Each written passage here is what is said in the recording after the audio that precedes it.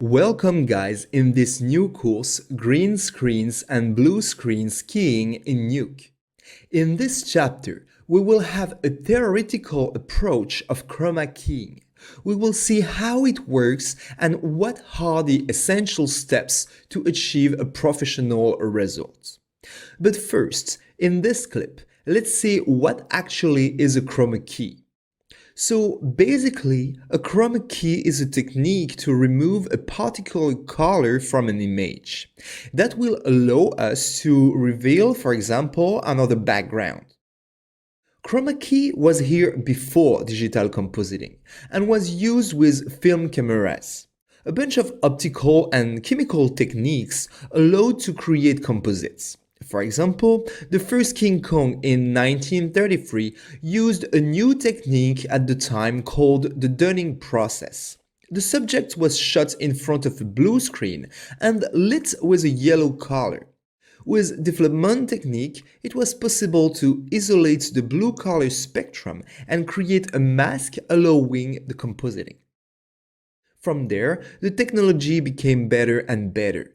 Later, those color isolation techniques were perfected with the use of an optical printer, a double camera process that allows to duplicate film negatives, applying mask, and then allowing to create more complex compositing. In our days, we are using the same techniques, but digital tools made the task slightly easier. Today, chroma key can be applied to any colors, but generally, in visual effects, we are still using green and blue colors. Why? Well, there are several factors, and let's have a look to that in the next clip. So why are we using blue and green, and when green and blue are the best? Well, the first thing is that you will choose the color of the panel depending on what you are doing. So what you are going to shoot. If you shoot a blue object, you are not going to use a blue screen. If you shoot a green object, well, you are most likely to use a blue screen. Then why I wouldn't use a red screen? Well, you could, but the other principal reason we use blue and green and not red is because most of the time we are using those color panels to extract real actors and place them into a CG world. And real actors, well, they have skin, and hairs. And unless you are trying to shoot a Smurf or a fashionable hipster with green hairs, skin tones and hairs tend to have more red luminance in it, which makes it easier to extract. Well, you could tell me if my object is white, it will have as much luminance in the red, the green, and the blue channel, right? Yes, you are right. But what we are looking for here is contrast, and contrast differences between passes. And the tools that we are using to extract those information are able to jungle with all those different passes to find the best contrast between objects. So considering contrast to extract things is as well a very important answer to the question, do we use blue or green screen for these shots? Blue panels tend to be darker than green panels. So if we want to shoot a brighter object, well, we will use a blue screen. And if we want to shoot a darker subject, we will use a green screen. For example, if we like to shoot a blonde actor, well, I will prefer to use a blue screen. Or my friend's cat, for example. If I'm shooting a person with darker hairs, well, I'll go green. If the choice is possible, because of course, they don't always have the choice on set. So at the end of the day, you have to deal with what you have. And as we heard a lot all the time, we'll fix it in post-production. Okay, also, since we shoot most of the movies with digital cameras in our days, green became the most popular color for panels, because the green channel is the channel with the less grain, which will help you obtaining a cleaner extraction, as we'll see in further videos. Okay, now that you know everything about blue and green, let's move on to the next video to see how it works in Nuke. See you there. Okay, so now that we know what is a chroma key, let's see how it works in Nuke. Well, first of all, it's the same thing if you have a blue screen or a green screen. You will import your image sequence, video or photo in Nuke, and then after that, you will apply a chroma keyer node. And there is several different nodes that you could use. Here are 4 different keyers, but there are more, and they are all living in that menu right here. All the keyers you can use. Why do we have so many different tools that will do the same job? Well, it's because they all have their different algorithm and methods of removing blue and green screens, and so the results will be different. So what is the best? Well, there is no better keyer than another. There is a better keyer for a specific situation, but all of them will do a job in a way, and you will get used to one of them that will become maybe your predilection keyer, or maybe you will keep trying all of them to see what will be the best key depending of the shot that you are working on. So for example here, I just create those 4 keyers and apply the basic setup. I just basically select the gray screen to remove it. Let's have a look. Boom, after the key light, the green screen disappeared. After the premat as well, but we do have different colors. The ultimate will give us a slightly different result as well, and the chroma keyer as well. When I have that result, I can now merge it on the top of another background. And here I place a switch just to show you that those different nodes are giving different results. So right now we are previewing the key light. If I'm just switching to the premat, as you can see, the result is different. Ultimate will give us another result, and the chroma keyer as well. Of course, right now it's not perfect. We have edges, we have like weird colors and weird results going on, but this is just with the basic setup. And my point is that we want to consider all the different keyers to see what will be the best for us. So how it works? Well, we do have our image that comes with the RGB channels, which are the color, and the alpha. But right now, the alpha is black. We don't have any alpha with that source image here. So we are going to create a keyer. So I will use the key light here. I will plug the source input. And now I will select one color in my viewer. So I need to connect my viewer after the key light. There we go. I can select one color. And now, as you can see, the color I selected disappeared. And if I look at my alpha, I can see that now I have something in my alpha channel. Not everything is black, but we have black where I actually selected the color I wanted to remove, and my subject is right now kind of white. So, of course, the alpha channel need to be tweaked a little bit and the key light need to be adjusted to get a result a little bit better. But that way you can see that now I can create an alpha channel that will help me to cut out my RGB and allow me to merge my image in the top of another background. This is the basic principle of the chroma key in Nuke.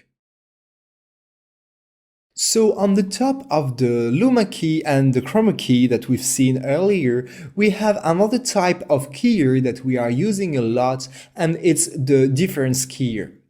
The difference keyer will take the image here and a clean plate.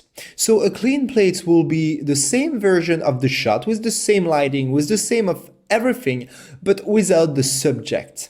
And then our difference keyer will do the difference between the clean plate and the plate with the subject and be able to isolate the subject. Well, most of the time we don't have a clean plate and we have to deal with what we have. But the IBK color will allow us to recreate a sort of clean plate that we will be able to use to create that difference between the original version and the final version here. And so, for example, with the IBK gizmo and the IBK color, I will be able to make the difference between that sort of clean plate. Well, this is not like super clean, but this is sufficient to make the difference, and the original image here, and to generate a mask, which is actually pretty good. We could do the same thing with the blue screen as well. As you can see up, we have more or less of a clean plate, and we are able here to extract nicely the clock. So those methods are very great to retail all the fine details, and as well when you have a little bit of a messy background. For example, here the light is really different from the left screen and the right screen, that here is like more blue, here's more like yellow. So if I were to use key light, for example, it will be a little bit more difficult to isolate the color, because here the green is definitely not the same as here. So depending where you will pick your color, you will get a different result. Of course, you could deal with that as well, but keep in mind that the difference here is a great option, and we are going to use it as well in the next chapter in our concrete example. So in the previous clip, we've seen different tools to do a chroma key. But the chroma key is not the only operation that we are going to use to extract something or someone from a blue screen or a green screen. Quite often as well, we are using what we call a luma key.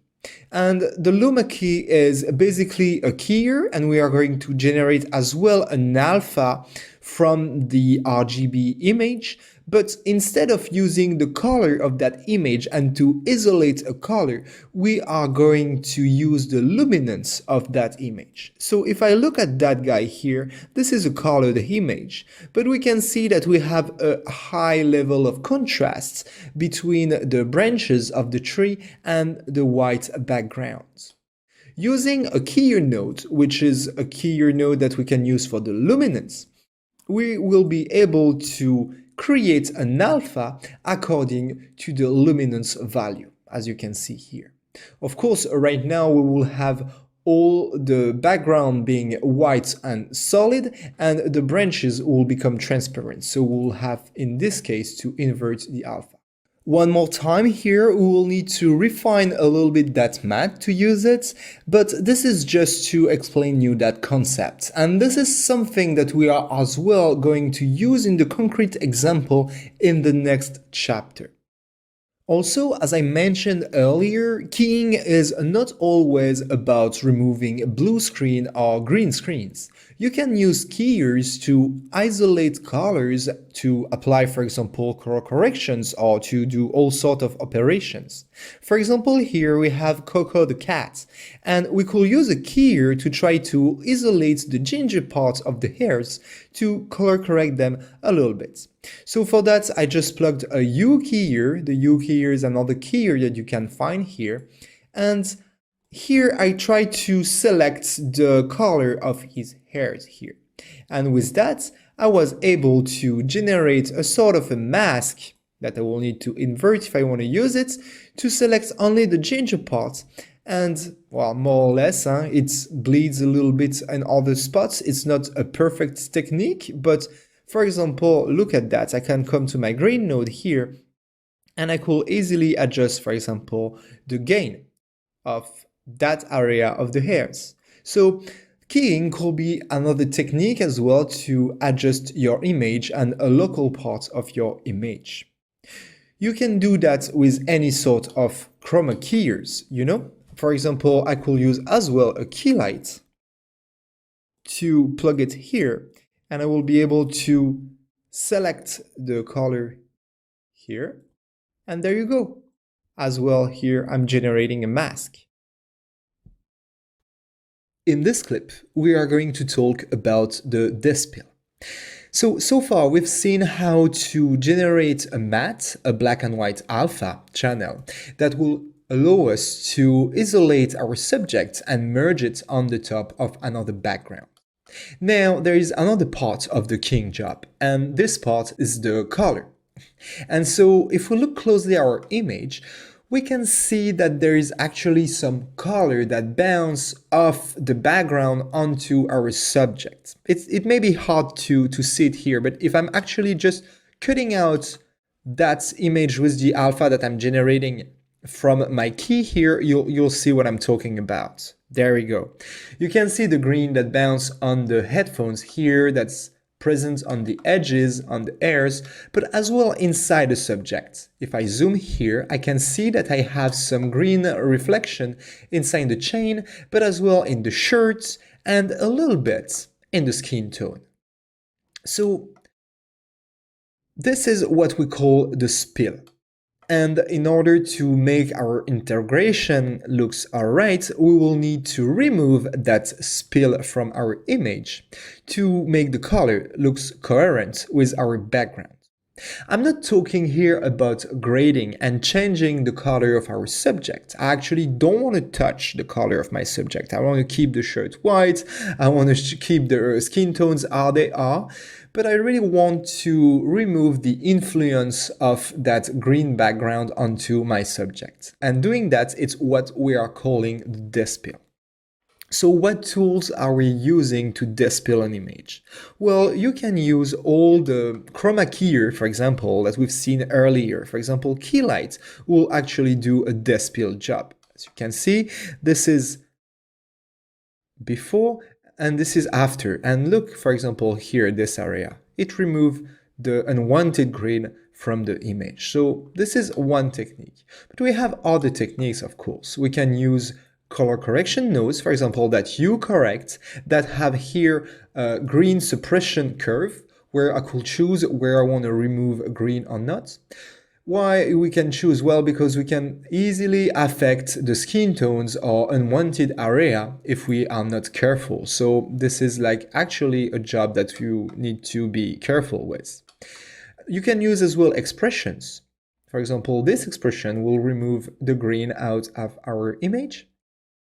And we can use other tools, for example, the Despill Madness, which is a gizmo that I imported, and I will tell you a little bit later how to import it because we are going to use it in the next chapter. And this Despill Madness tool is actually awesome. It's a free tool, but it's one of the most used tool in the visual effect industry. So what is the best Despill tool? Well, I don't have an answer. It's like the keyers, you know, it will all depend of the shot and the situation. So, of course, you will have your favorite one, but then you will use different despill depending of different situations. So let's just have a quick look here at the merge, final merge, and I will switch between those different despills to see the influence. So like this is with the key lights, this is with the hue correct, this is with the expression, and this is with the Despill Madness. So the tools will give us more or less better results, and as of course we will need to tweak those tools to make sure that, for example, we are not losing the skin tones or affecting any other colors. And this is something that we are going to see in the next chapter. For now, let's move on to the next video where we are going to talk about the edges. See you there. Alright, so we've seen in the previous videos that for achieving a key, we need a despilled image, a despill color, and as well an alpha that we will use to cut out the color and then to eventually place that on the top of another background. So when we achieved the despill and when we achieved the key, we could think that the work is done. But actually, it's more like the beginning because we now have all the small imperfection to adjust. And that's what I call edge work.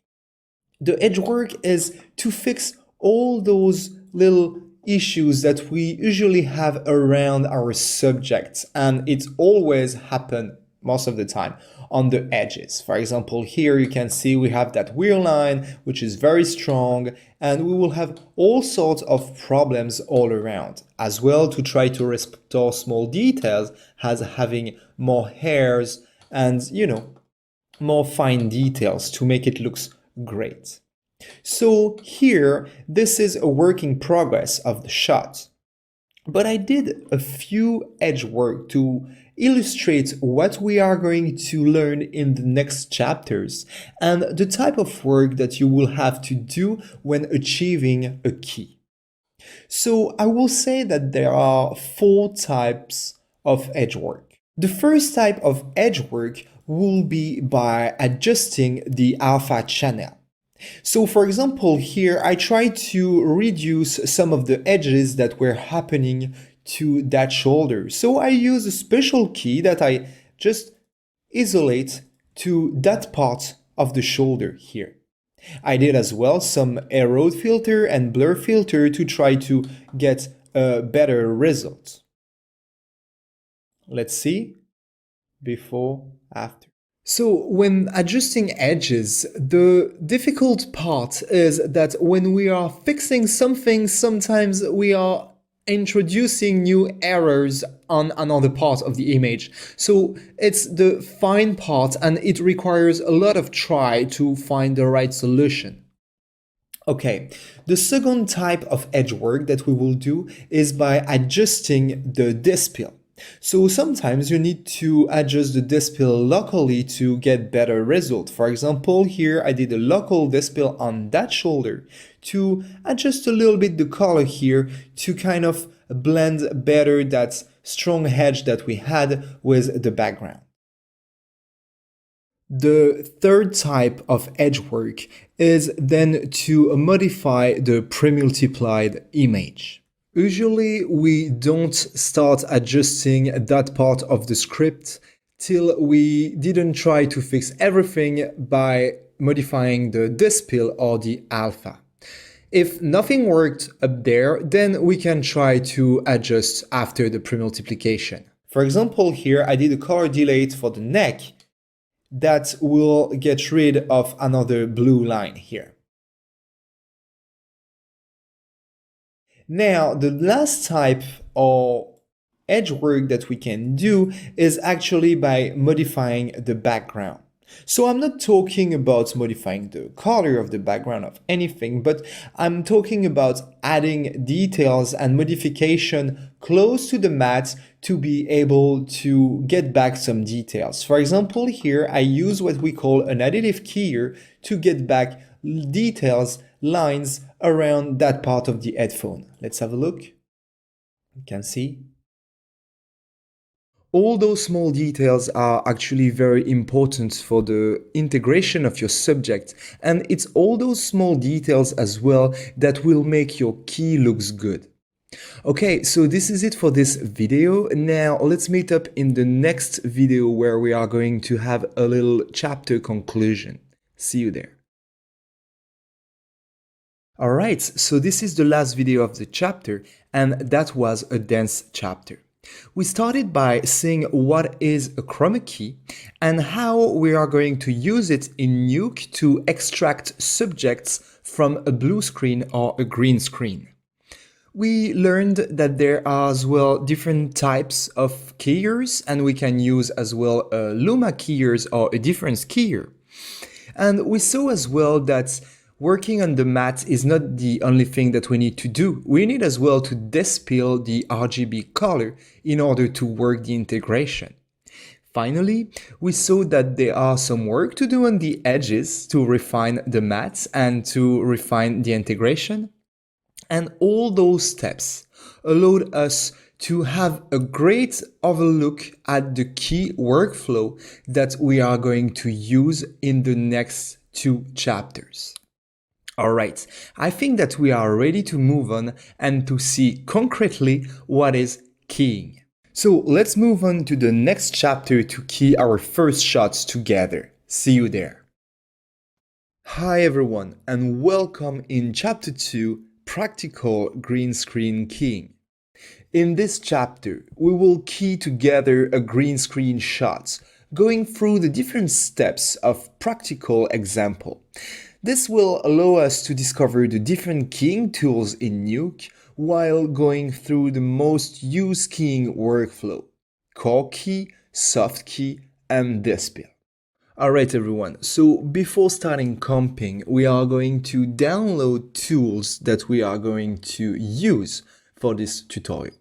So we are going to download what we call gizmos. Gizmos are those small nodes that got this shape here, so like a box and the arrow on the right side. And basically those are tools made by users, and they are a group of nodes that has been exported as a gizmo, and this makes it easier to share and to use all over your scripts. But as you can see here, this is a group of node with expressions and many great things that has been exported as a gizmo, and that's called Despill Madness. And we are going to download that awesome tool, as well as another one called the additive keyer here, which is very, very important as well. Okay, so for that, I will go to that website called nucopedia.com. And for those who don't know that website, this is awesome. This is a huge library of free tools for Nuke. This is the website of the Nukes community, basically. And if you don't know it, I encourage you to go and explore the different categories. There is like tons of free tools that you can download: gizmos, plugin, toolset, presets, and so on. First thing that you need to do, of course, if you don't have an account yet, just go and register. It's free. It will just ask you a bunch of information, name, email address, and blah, blah, blah. Then you will receive an email that you will have to confirm your account. And this is it. Then when you have your registration done, just come back to nucopedia.com and then click on login, enter your infos here and login. All right, and now you can navigate to the course material folder that comes with this course on CG Circuit, and you can go to the Gizmos folder.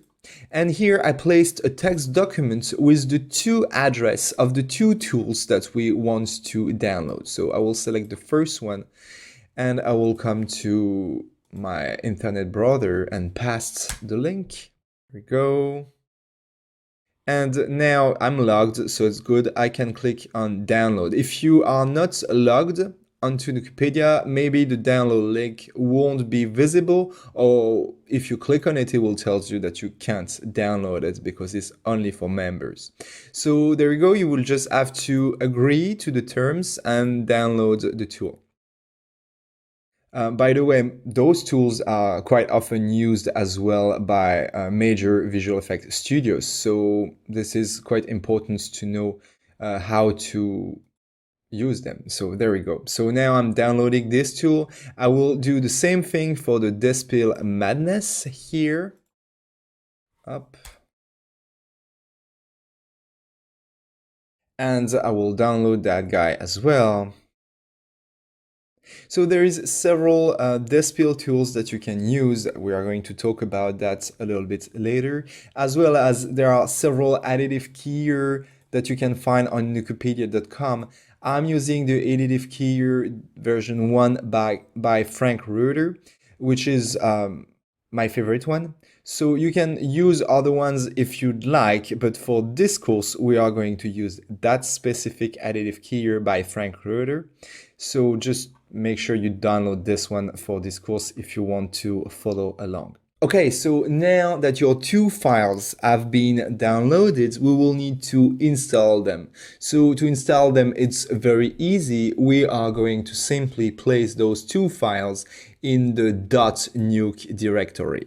So if you've never been in your .nuke directory, well, it could be tricky the first time to find it. But this is basically where this folder is living, depending of your operating system. So for example, me, I'm on Mac, so it will be under user, then my username, and then .nuke. So this folder, because it's got the dot in front, is hidden. So depending of your operating system, you want to check how to see a hidden folder. For example, here you will just do a simple research on Google that will give you the instruction to be able to show hidden files and hidden folders. For me, as I'm on a Mac, I will simply just come here to Go and go to folder, and I will type the directory to it, user, then my username, then .nuke, and that will lead me to it. So what I simply need to do is to take those two guys and place it on my .nuke folder. So I already had them, but well, I will replace it just to show you. Okay, so those two guys are on my .nuke folder. And now if I want to use those tools in Nuke, there's a little trick. For example, if I was looking for the Despill Madness here, I could see that it doesn't exist. So in order to find that guy, I will need to first hit the tab key on the node graph and type update all plugins. And now if I hit the tab key again and I'm looking for Despill Madness, for example, this guy will be here, as well as the additive key here. Every time you will close Nuke and reopen it, if you were looking for those nodes, you will have to do the update thing. It's just a habit that you will catch very quick. The update button as well is here. If you go to that little box here, all plugins, and then update, and then you can find those nodes by alphabetic order as well here. For example, Despill Madness will be there. Okay, so there we go. So now if you have your two nodes ready to be used, those two gizmos has been installed, let's move on to the next video. See you there. Alright, so now we are going to download the video file that we are going to use in this course. For a reason of copyright, I wouldn't be able to just give you the source file, so we are going to download it together as it's a free file as well. So if you go to the course material folder, in the source folder, you will find a text document called Video Blonde Girl. So I will just open that guy and click on that link, and that will take you to vdz.com, and this is the free file that I am going to use for this course. So I will simply download it, and it's free. You just have to click on the download button and we'll wait for the download to start. And when the download is done, just go ahead and grab that file from your download folder and drag and drop it into a fresh Nuke. And we are not going to use that file as a MP4 and the entire frame range, and neither the 4K resolution for this tutorial. So we are going to prepare that video file to use it for the project. So the first thing I'd like to do here is to set up the project settings. So I will hit the S key while my mouse is on the node graph to go there to the full size format and to select HD 1080 right here. And so I won't use the full frame range for that clip, so I will select the frame range from 1 to 100. There we go. Okay, so I can close the project settings, and now I will hit the tab key and look for the reformat node that I will make sure that's connected after my video file here. And with that, we want to make sure that our video is properly resized to 1920 by 1080, which is the root format. All right. And now I will simply do a write node with the key W, and we are going to save that as an image sequence in the material folder. We are going to go to the source folder and we are going to create a new folder called Blonde Woman, for example. You can call it whatever you want. And I will then name that file as well, blondewoman.pound.exr. So only 3 pounds because we are rendering only till the frame number 100. So we just need a free unit here to render the file. Okay, so I can hit the save button and I want to render an EXR sequence. I will keep all the default options here and I will click on the render button here. Then I want to make sure that I'm rendering the global just to have the frame range 1 to 100, and I will click on OK.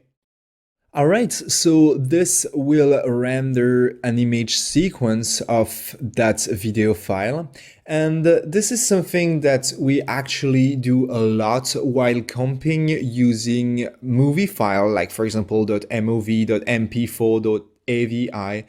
Usually, from my experience, using movie files directly in Nuke is not the best. Nuke works better with image sequences. So when you have a bunch of movie files that you need to use in Nuke for your comp, I will highly recommend you to pre-comp them into image sequences to smooth your workflow down the line. From my experience, I encountered many crashes while using movie files in Nuke. So definitely, this is something I highly recommend. Always work with image sequences if you can. Alright, now the video is rendered. Let's move on to the next clip to start comping. See you there. Okay, so the first thing that I'm going to do now is to actually treat that plate to help then the key. And for that, we are going to denoise our image. So as I said, I won't use the MP4 file, so I will open the image sequence that I rendered earlier. So a very convenient way to open the last render that you've done from a right node is to select the right node and hit the R key of your keyboard, and then Nuke will automatically jump to the folder you render your frames. So I will select the blonde woman.pound.exa. I will click on open, and now I will simply work from there. So let's actually delete those guys because I don't need them anymore. And the reason I want to do that is because when a file, a movie file, an image sequence, any input file is loaded into Nuke, Nuke will take those files in consideration, meaning that Nuke will try to read those files all the time. Even if it's not part of the main comp, it will be there. So if there is an input file, a read nodes that you are not using, I would recommend it to just delete it. And I don't need the reformat and the right node neither, so I will just delete those guys as well. Now, that guy.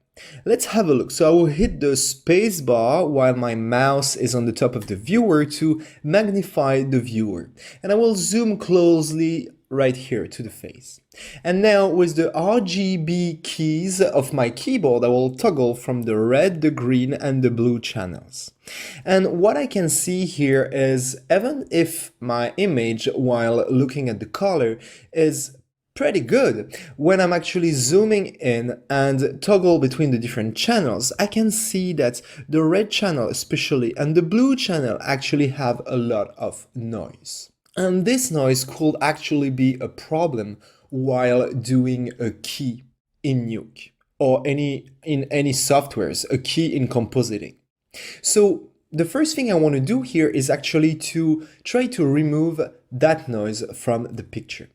And for doing that, well, I will hit the spacebar of the viewer to just revert to my original configuration of my workspace. And I will come to my node graph and hit the tab key and look for the denoise tool. Select that guy and create it.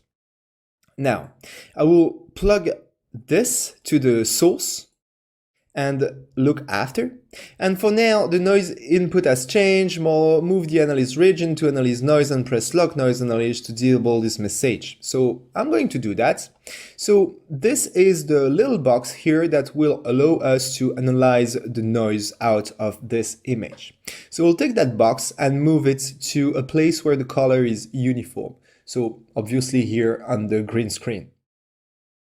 So perfect, I move the box. I can actually resize the box as I want, if you want, you know, and I can actually now see the results. So from there, we don't really see much of what is going on. If I disable the node and enable it, we can't really see things.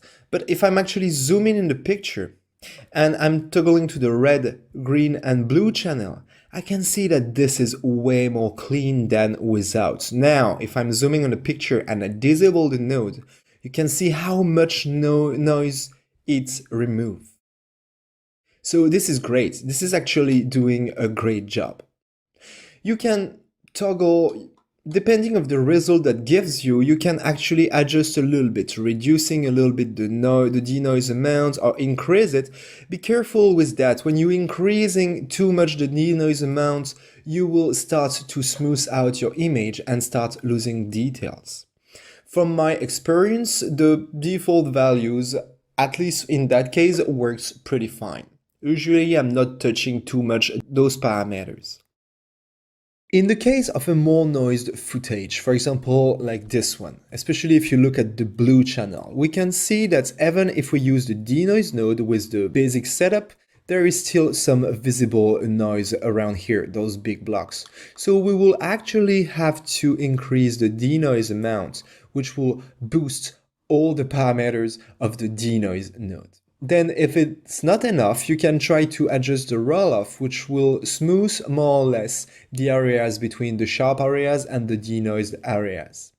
If these two parameters are not enough to get rid of all the blocks and grain, you can use the smoothness that will smooth your image more or less. But be careful.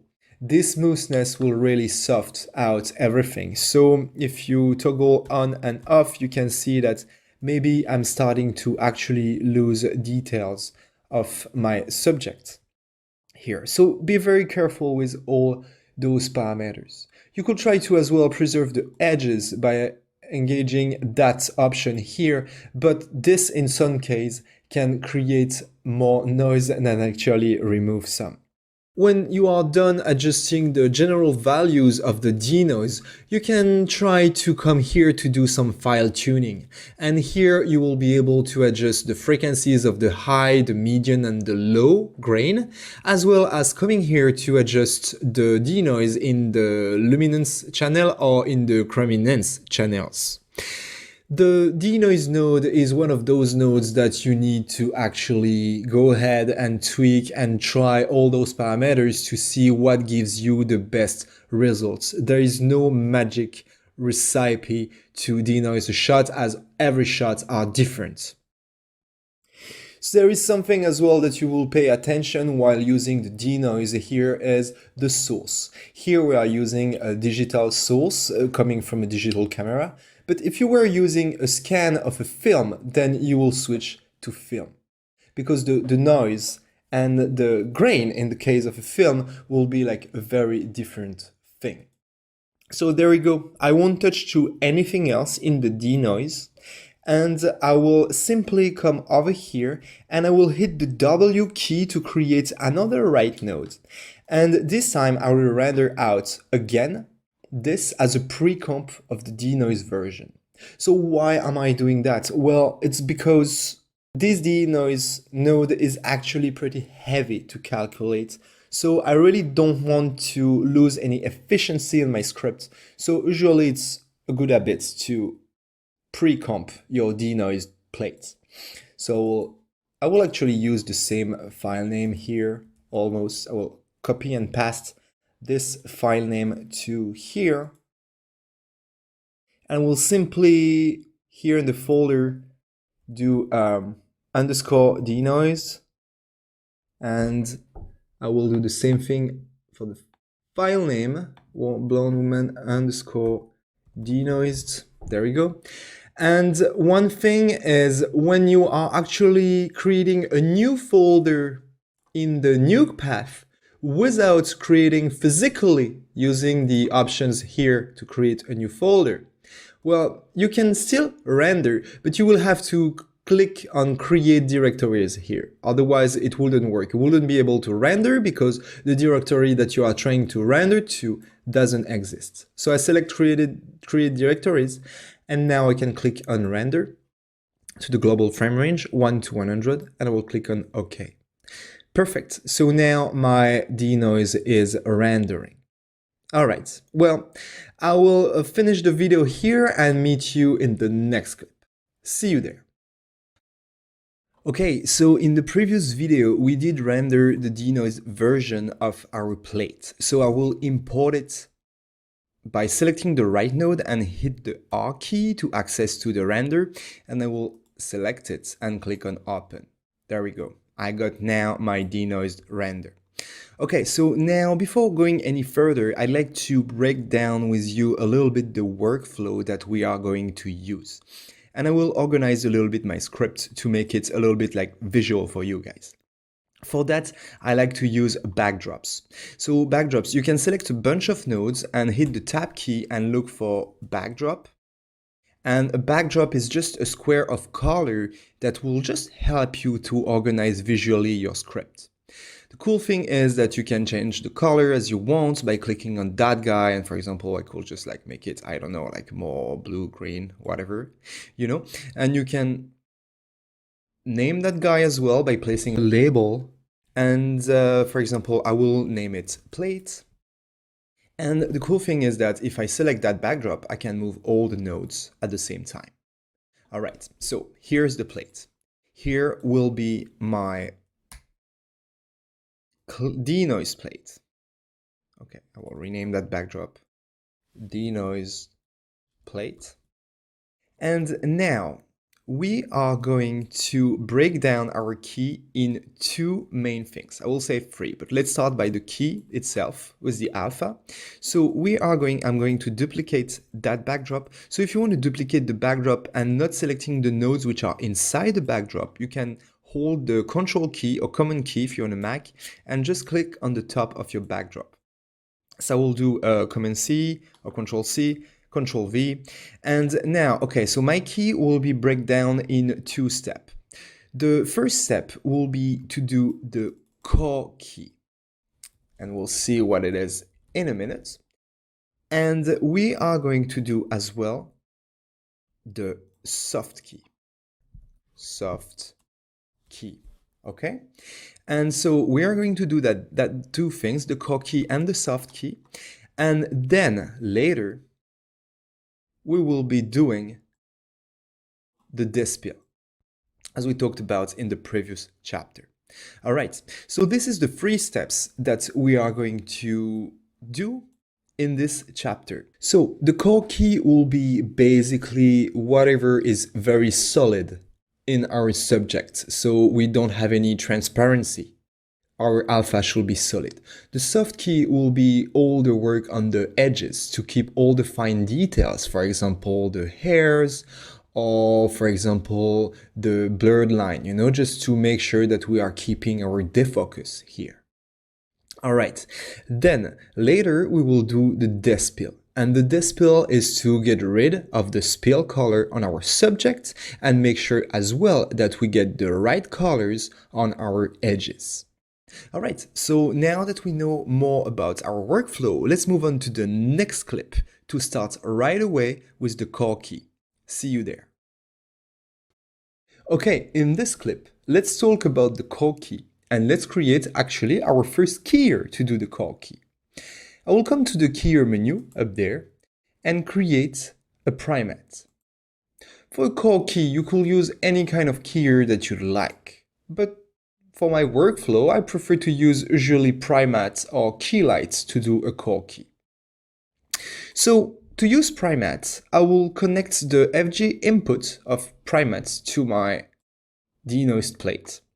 And I could organize it with a little dot here and a little dot here if you'd like. All right, and I will connect my viewer after primat. Okay, don't get scared by the keyers. They have a lot of options, but it's actually not that bad. Okay, the first thing I want to do with primat is to use the crop. I do have here a box that I can use to actually crop my subject, and I will remove a part of the green screen, and that will be then less work because I won't have to key all the green here and there, right? I will just have to key around my subject. So in my case, I can do that because my subject doesn't move that much and it's easy to keep my subject inside the crop. Of course, if you had a subject that moves a lot and that comes from the left of the screen going out of the right, you wouldn't use the crop at all. But if you can use it, well, it's better. Okay, then how it works? Well, for all the keyers, and you'll see, at some point you need to select the color of the background that you need to remove. And this is what we are going to do. In PriMat, there are different options, actions that we can do to actually create that mat, and refine it. And the first operation is the Smart Select Background Color. So you want to make sure that you are on that operation and that the eyedropper is on here.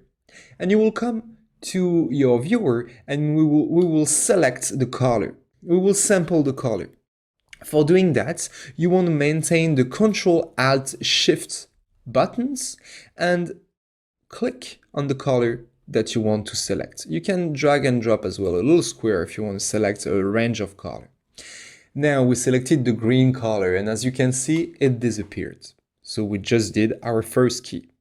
All right, doesn't look perfect, but we are going to adjust that. Okay, so now when we are working on the core key or the soft key, basically on the matte part of our keying, we are not really going to focus on the RGB, but we are going to work on the alpha.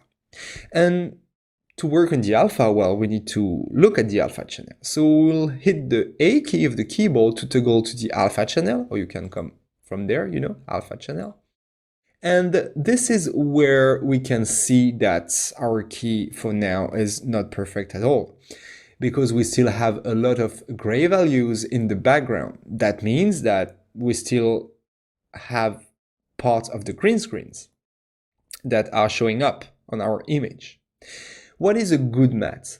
Well, a good mat will be, in a perfect world, an 100% black background for the alpha channel. That will mean that we removed all of the green screen. And of course, our subject should have an alpha of 1. Oh, pardon, I just selected by mistake the subject. So our subject should have an alpha of 1 because it's totally solid, totally opaque. And of course, we will have different values of grays for the edges to keep, for example, the feather, the defocus, or the hair details, which could be a little bit transparent. All right, so this is what we are going to try to achieve by doing this setup. So first, the core key will be here to make sure that inside our subject is totally white, but as well outside of the subject is totally black. Okay, so how can I do that? Well, I have a bunch of operations here that will help me to refine my mat, okay? And you can take them in order. If you'd like to know what are all the operations, you can hold your mouse on the top of that thing and you will get a quick help that explain you what those things are doing. We are going to use a few of them, but not all of them, so feel free to as well experiment with the other operations. For now, the operation I want to select is the second one, is clean background noise. With that selected and maintaining like Ctrl-Alt-Shift, I will be able to keep selecting pixels that I want to remove from my background. So everything which is not black in the background right now will need to be removed. So pay attention to the area of the hairs. I will do Ctrl-Z. As you can see, as I remove some parts of the green screen, I'm actually as well shrinking around some of the hairs. So we are losing a lot of hair details right now by doing that. But we are doing a core key one more time. We will refine all the small details using the soft key later. For now, the important things is to have a black background and a pretty solid subject. Okay.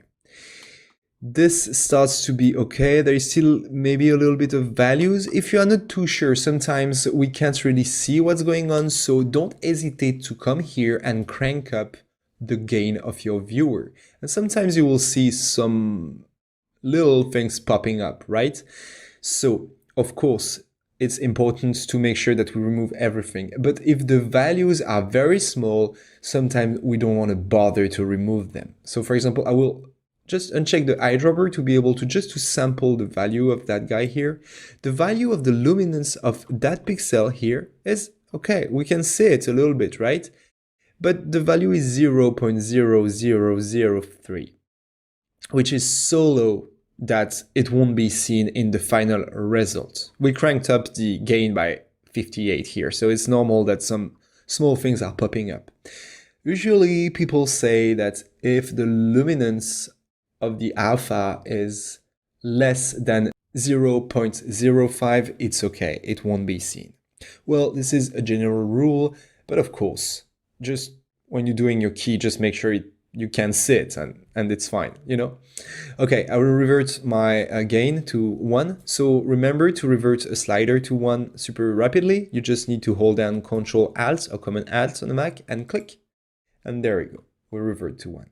Okay, I think I'm happy with my core key for now, but let's continue explore a little bit Primat. And we are going to do that in the next video. See you there. Alright, so it wasn't that hard to get out a good core matte out of that image using Primat. By core matte, remember, I'm really focusing on what is inside my foreground elements, what is inside my subject. I'm really not paying attention to the edges for now. And yeah, because clearly this is not a great job, right? It doesn't look good at all. But we do have a solid alpha inside my character, and it's, you know, it's gonna do the job. When we're gonna do the soft key to get back the edges, it's gonna be fine. Now, I'd like to show you another example of a green screen which is a little bit harder to get with Primat. And this will allow me to show you more of the operations that you can use with Primat. So first of all, as I'm looking at that green screen, I can see that, you know, the lighting of the green screen is way different from the left to the right. So that could be a little problematic to key. But I'm sure that Primat can do it. Let's have a look. So we'll do the same thing. Smart select the BG color, so I can try to select here. And by checking in the alpha, maybe sometimes, you know, you want to try several spots to see what could be the best. For example, I really like when my subject is like almost totally white. And if I have background noise, it's fine. I'll clean it. So let's do it. I will clean the background noise here. There we go. So we're removing a lot of things. Maybe too much, but for doing the core matte as we're doing, it's okay. All right. Perfect. You can increase the gain to see if there is many details that you want to remove. Maybe up there and a little bit here. Okay. We'll revert back to 0.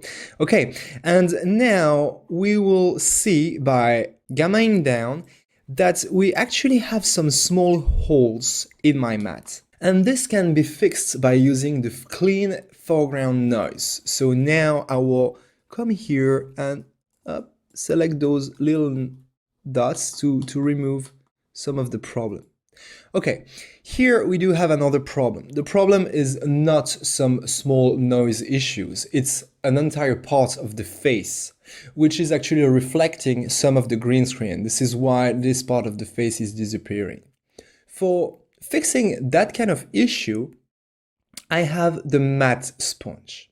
The matte sponge will set the transparency of an element of the matte, and it will set the transparency to 100%. Here, those things should be 100%, so I can use the matte sponge. So I'll just select those guys and just make them solid. All right, my matte start to look good, right? And it was like super fast to do. Okay, I can revert my gamma to the origin. And so while I'm talking about the matte sponge, I could talk about the matte plus and matte minus. Basically, those two operations will allow you to refine the transparency of some elements of your matte. For example, if you think that you went a little bit too strong on the hairs and that they are too opaque, you could use the matte minus to just reintroduce a bit of transparency on the hairs, or for example, on motion blur edges. At the opposite, the Matte Plus will make the matte more solid. And so you can really use Matte Plus and Matte Minus to fine-tune some of the areas of your matte. Another thing I'd like to show you, and by doing those operations, I actually reintroduce transparency in other places of my matte. So yeah, remember to always being very careful that when you're adjusting like a small portion and where you zooming on a portion of your screen, you really want to go back and check the entire matte as well to make sure that you didn't destroy the rest of your matte. For example, here I reintroduced a lot of transparency. So maybe I could go back to the matte sponge and just reselect those guys. All right. I could clean the background here, but you get the drill, right? Now, another thing that I like to show you is the detail plus and the detail minus, and which is as well the restore detail. Basically, those operations will allow you to add to your matte or remove to your matte. For example, you keyed too many hairs here. Well, you can come over here and use the detail minus to remove a little bit of details of your matte. One more time, you need to make sure that you are not creating any trouble here and there. You could use as well the restore detail, but basically the detail plus will do the same thing, but a little bit slower, more like detail, spare detail. So I tend to prefer to use the detail plus than the restore detail. Then, last but not least, if you have some areas that need some fine adjustments and you can get with all the other things, you can use the fine-tuning slider. How does it work? Well, you will sample a place that you want to adjust, and then you will go to the fine-tuning, and with those sliders, you can try to, it will just adjust that specific part of the matte. So that could help, for example, to get back the elements of the transparency in the motion blur, like here. Of course, it could reintroduce some other problems. So yeah, remember, we always have to go back and forth until we get what we want. For a core matte, it could work fine, I think. Maybe you could crop that part a little bit, but there you go. So yeah, there is a lot of small operations that you can do, as well as you will see that sometimes you cannot use only one keyer to do one job. In that case, we could, but maybe it would have been better to use two keyers, one keyer to treat that part of the image and another keyer to treat that part of the image. Maybe you will use a keyer to treat differently the hair sections as well. So if you can't get the job out of one keyer, you could easily use multiple keyer. And this is something that we are going to see as well in the next chapter. Now, as well, if you look at the colors out of your primats, you may think that you destroy entirely your comp. And this is true. It doesn't look right. It doesn't look right at all. Joel looks like burned. But don't worry about that. This is okay. Right now, we are just focusing on the matte as we did here for the core key, right? The color will be treated by the dispill branch of our workflow. So don't worry if the color looks funny. The important things right now is the matte. So the last thing I'd like to talk about is the automatic mode. Yeah, Primat got an automatic mode. So you should be like, why didn't you talk about that earlier, right? Yeah, okay, maybe. But honestly, it's not something that we use a lot. Well, that could be useful. So let's have a look. I will create a new Primat here. And it seems that my crop is wrong because it's a 4K image, so whatever. I will come to my Primat here, and here you do have an auto compute. So I can try auto compute. Let's see how it looks like. Well, it doesn't look that great, but that could be an image to start. But you got different algorithm. I could try, for example, the Primate RT Plus and do auto compute. And there you go. This is way much better, isn't it? And you can try as well the Primat RT. And well, not that good. But it really depends on the shot, so you want to try the different algorithm to see if one of them is working for you. Also, it can give you some different kind of details. This one may have some more hair details than the other one. So that's options that you may want to keep in mind. Alright, I think this is it for Primat for now. Let's move on to the next clip to see how to achieve the same job using Keylight. See you there. Now, the same core key can be achieved by using another keyer. For example, here we are going to use Keylight. Keylight is another powerful keying tools that come with Nuke, and I really enjoy that tool. It gives some great results. So the first thing I want to do is to create a Keylight and connect the source input of the Keylight to my denoise plate. I will clean that up with creating a dot here. There we go. And I will connect my viewer to Keylight. It's already the case. Cool. And now, well, like I will do with Primat, I will here as well select the screen color. So I will click here to select the eyedropper, and I will come close to my subject. It's always better to select the color close to your subject. And I will draw a region maintaining Ctrl-Alt-Shift, to select the color that we want to key. And we'll switch to the alpha channel to see how it looks like. It's not that bad. It's actually pretty great. Maybe if we select a region a little bit upper, it should be a bit better. Yeah, it's good like that. Okay. Now, how do we denoise the background? Well, to denoise the background, I will use the screen gain here. And by increasing the screen gain, I will increase the contrast of the key, and that will get rid of the noise. Perfect. Now, I do have some black spots inside my key. Well, to remove that, I can use the screen balance. By decreasing that, I will increase the influence of the red channel for the matte, and that will basically get rid of some of the black spots that we have. Don't worry too much about that area here and here. This is something that we can crop easily. Keylights do have a crop abilities here, but I really don't like it that much, so I prefer to do the crop outside of the Keylight node. Now, if you want to adjust a little bit more your matte, you will have a bunch of operations that you can use here, and those are very basic operations that you can do as well with nodes outside of the Keylight. For example, clip black, like in a grain node, the clip white as well, the rollback, the screen delete, the screen softness, and the despot black and white to remove some little black and white spots. The last adjustment I'd like to show you in Keylight is the tuning. And the tuning is actually very great. That will allow you to adjust the density of your matte according to the shadow, the midtones, and the highlights. The tricks about this adjustment is to know where are your midtones to adjust a specific region.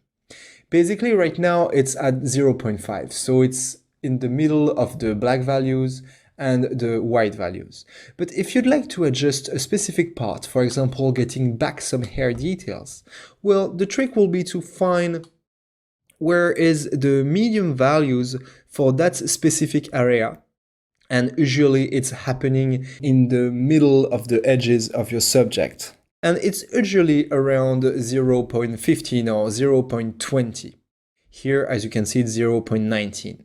So you can come here and enter 0.19, and from there, you will be able to adjust that specific region and to get back like some very fine details. Of course, you may reintroduce some of the background noise by doing that, so just be careful, And if you reintroduce too much background noise, it's maybe because your midtones are too low, so you want to increase them a little bit. But this is a very cool options that you want to keep in mind to try to reintroduce some small details some of the times. So maybe you are wondering why I want to reintroduce some small details now as I'm doing a call key, and I said earlier that for now we don't need to pay attention to details. Well, this is just because I really want to teach you how to use keylight, primats, those keyers in a general way that you can use them as well to do a soft key if you need. And we are going to talk about the soft key in the next clip. See you there. Alright, so in the previous videos we did the core key of our shot, and I think it's the good time to import our background. We know that the core key is not perfect, and it's basically a rough key that just focus on having a solid alpha for our subject and a black alpha for the background. But we didn't do a job for the edges yet. This is something that we are going to do with the soft key. But it's good to import our background to know where we're at right now. So we'll create a read node with the R key, and I will navigate to the material folder that comes with this course on CG Circuit. And I will come to the source folder and I will open the bg.exr. There we go. And now I will connect that guy. So I'll create a merge node after my background, and I will connect my background here, my merge node, to the core key. And let's have a look. And okay, I need to inverse the two inputs. It should be the opposites. The key should be on the top of the background. So you can select the merge node and do Shift X to inverse the input. And there we go. We got our core key on the top of the background. So why do I import the background now? This is, I know that this is not perfect, that we still have a lot of work to do. But well, it's important to do it to know where you're at in your key. This is a very important thing, guys. Always work with the right background, because the key that you are doing is going to be the key for that type of background, for that exact background, I will say. If you were to change the background after, you will probably have to redo a bunch of operation to adjust your key to the new background. I've seen a lot of people, especially on a video on internet, of people that use a constant node at a value of 0.5 to check their key. Well, you can do it, but this will be forgiving with some edges and will reveal other edges that actually wouldn't be a problem on the actual background. Some other people use a checkerboard. Well, the checkerboard is the same thing. That will integrate some edges and will just reveal some other problem of your key. The reality is it's only with your background that you will be able to know if your key is great and if your shot is going to work, because all the edges will depend of what is behind, So of course you can use a constant or a checkerboard if you don't have any background for now. It happens a lot that when you start a shot, you don't have the background yet because it's still with the matte painting department or the CG department, So if you don't have other choice, start with a checkerboard or a constant. But as soon as you have your background, use your background, because, the checkerboard, the constant can be forgiving, your background won't. Okay. So that was just a little thing, guys, just to insist on the fact that use your background from the early beginning as you start keying your shot. All right, now let's take care of those edges with the soft key, and we are going to do that in the next video. See you there. All right, so now let's start the soft key. So for the soft key, it's like for the core key. You can really use any keyer that you like. But my personal preference, and I will say it's the preference of many of my colleagues as well, working with me in the industry, is to use the IBK. So the IBK comes with two nodes. So we'll come to the menu here of the key here, and I will create an IBK color. Oh, wow, I really don't want that node to be connected right here. Okay. Well, I will connect it again after, and I will create as well the IBK gizmo. And I don't want this node to be connected as well for now. Okay, how does it work? Well, it's more like a difference keyer. And this IBK color here will help us to recreate a clean plate, meaning a plate without our subject. And then the IBK gizmo will help us to do the difference between the clean plates that we recreated with the IBK color and the actual plate. And this will help us to retain small details very well. So let's do that. So the first thing I'd like to do here is to adjust my IBK color to basically remove my subject from my green screen. So first, you want to select the screen type to green because we are using here a green screen. And as you can see here, the subject disappears, but we have our green screen. If I toggle on and off, you can see that the subject disappear, but the rest remain the same. It means that you can see that the green with all the details of the background, well, there is not so much details. It's actually a great green screen here. But you can see that all the imperfection of the green screens are here, you know? So it's perfect. We are just removing the subject. Then what we are going to do is to patch that black to kind of fit it up to create a clean green screen. Of course, we need to tweak a little bit those things first because we really want this to be green and not like with, you know, hair details and whatever. So let's see what we can do to actually remove those edges that remains from the hair details and from the defocus edges of our subject. So first thing here, I'd like to reduce the size. This value here is how the plate is blurred before being processed. And to be honest, I really don't like when it blurs the plates because it doesn't work fine with small details like that. So I really want to get rid of that. Not entirely. I usually keep a small value, for example, 2. Maybe you can go a little bit bigger if you want. Well, let's make it 4. I don't know.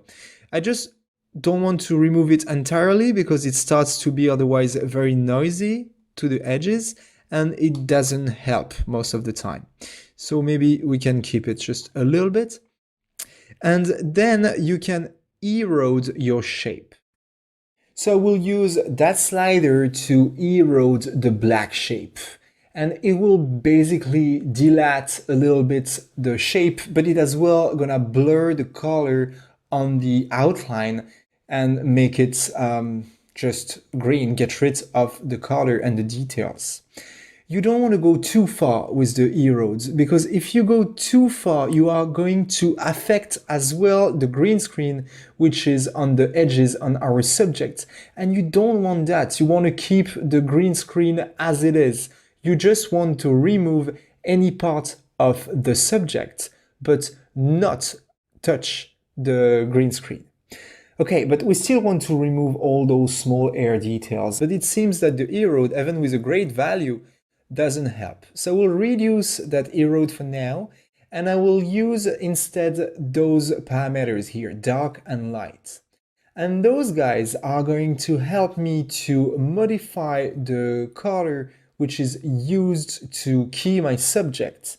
And so by tweaking slightly those values, we could get more details out. So let's do that. So I will start by adjusting the light values. And I will open those color sliders and I will just try to tweak them to see if this has any influence, and that helps me to get more of those pixels. And I can see that as I do that, I'm actually tweaking everything and things start to disappear and get a little bit better. So maybe I want to reduce the influence of green as well. So maybe usually it's better to do that before doing the erode because the erode can confuse on the operation. So I will revert the erode to 0 and I will keep tweaking those guys. So be careful with those sliders because if you go too far, you will start to damage your green screen and we don't want that. So When you are actually zooming on something and trying to adjust close details, think about unzooming sometimes to make sure that you are not actually creating issues in another spot of your image. So up or reverts something a little bit, I don't know, 0.65. Yeah, looks fine. So I can tweak the influence of the red channel as well. Let's see if it actually does any good. Yeah, it's good. It gets a little bit more of the edges here. Okay. When you are done trying to tweak the light values, you want to open the dark values, and you can try to tweak the dark value as well. From my experience, when I'm working with a green screen, I'm always trying to tweak the light values first because green screens tend to be brighter. And when I work with a blue screen, I will start tweaking the dark values first. Okay, what can I try to do? I can try to see if the red channel will have any influence. Oop.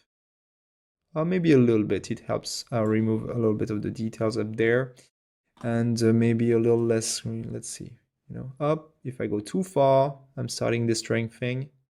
Don't forget to unzoom, check that everything's correct. Okay. It's blue.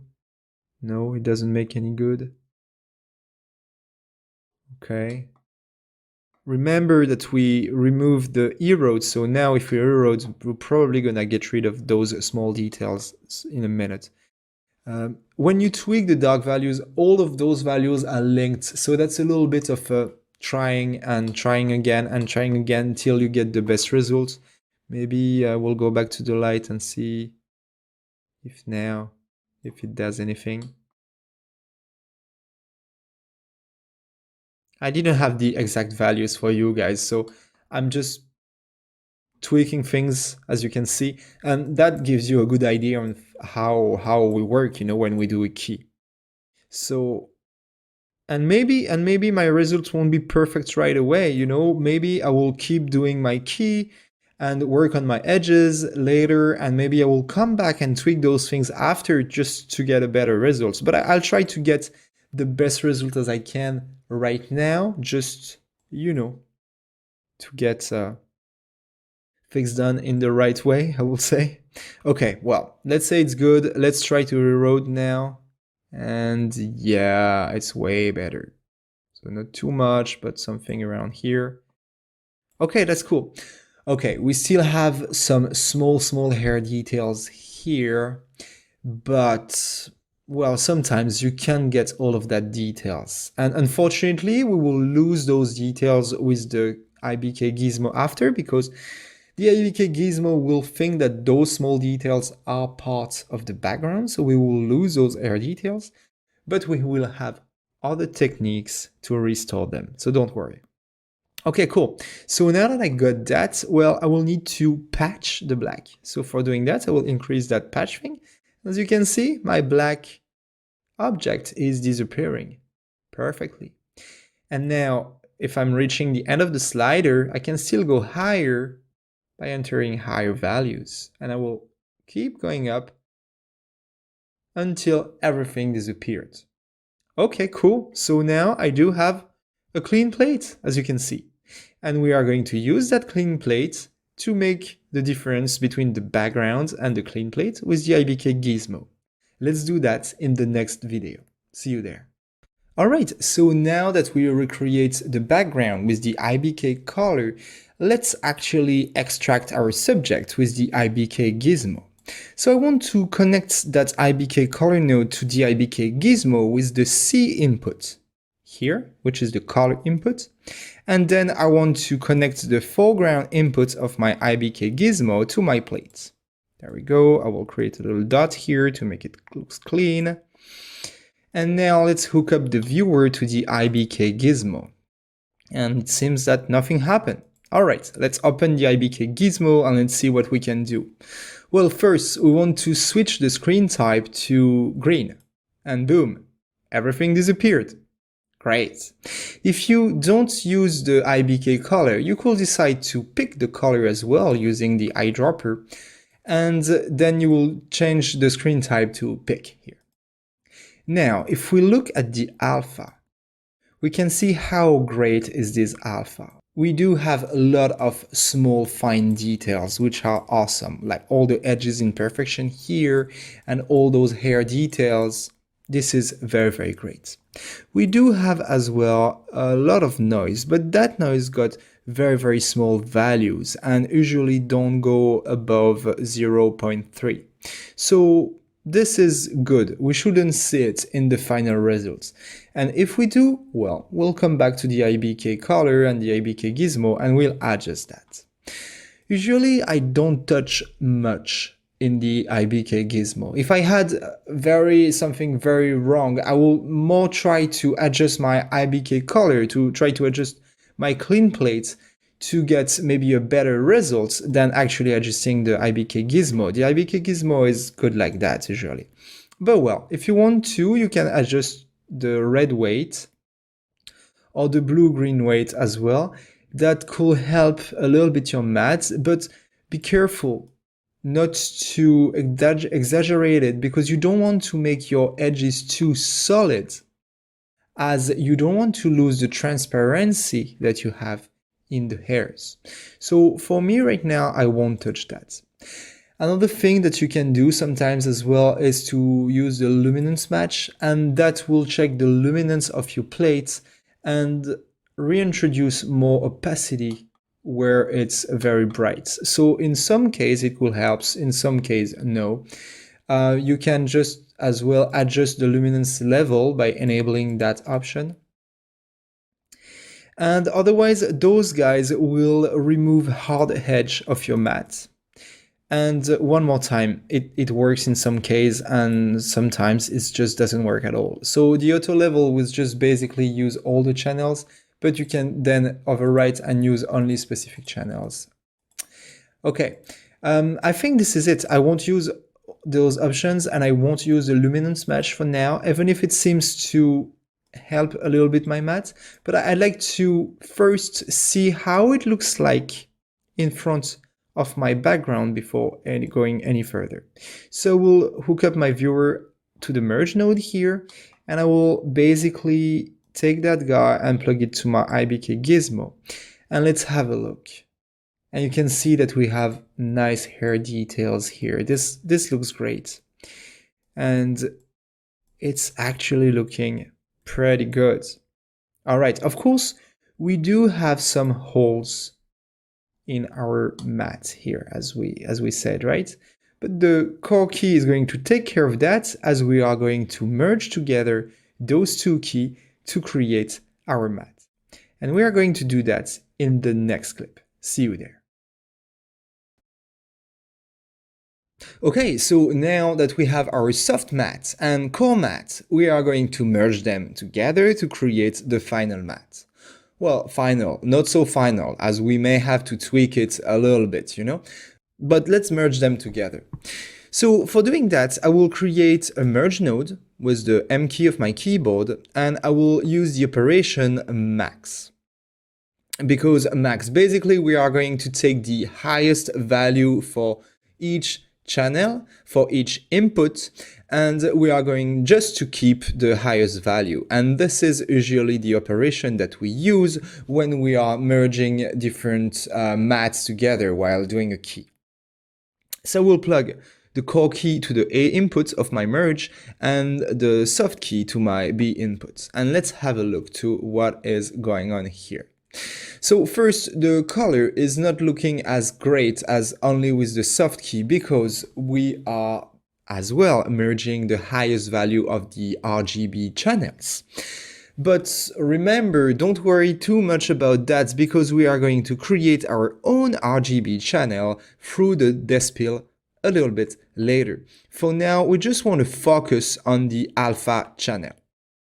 So I will switch to the alpha channel with the A key of my keyboard, and let's have a look to what is going on here.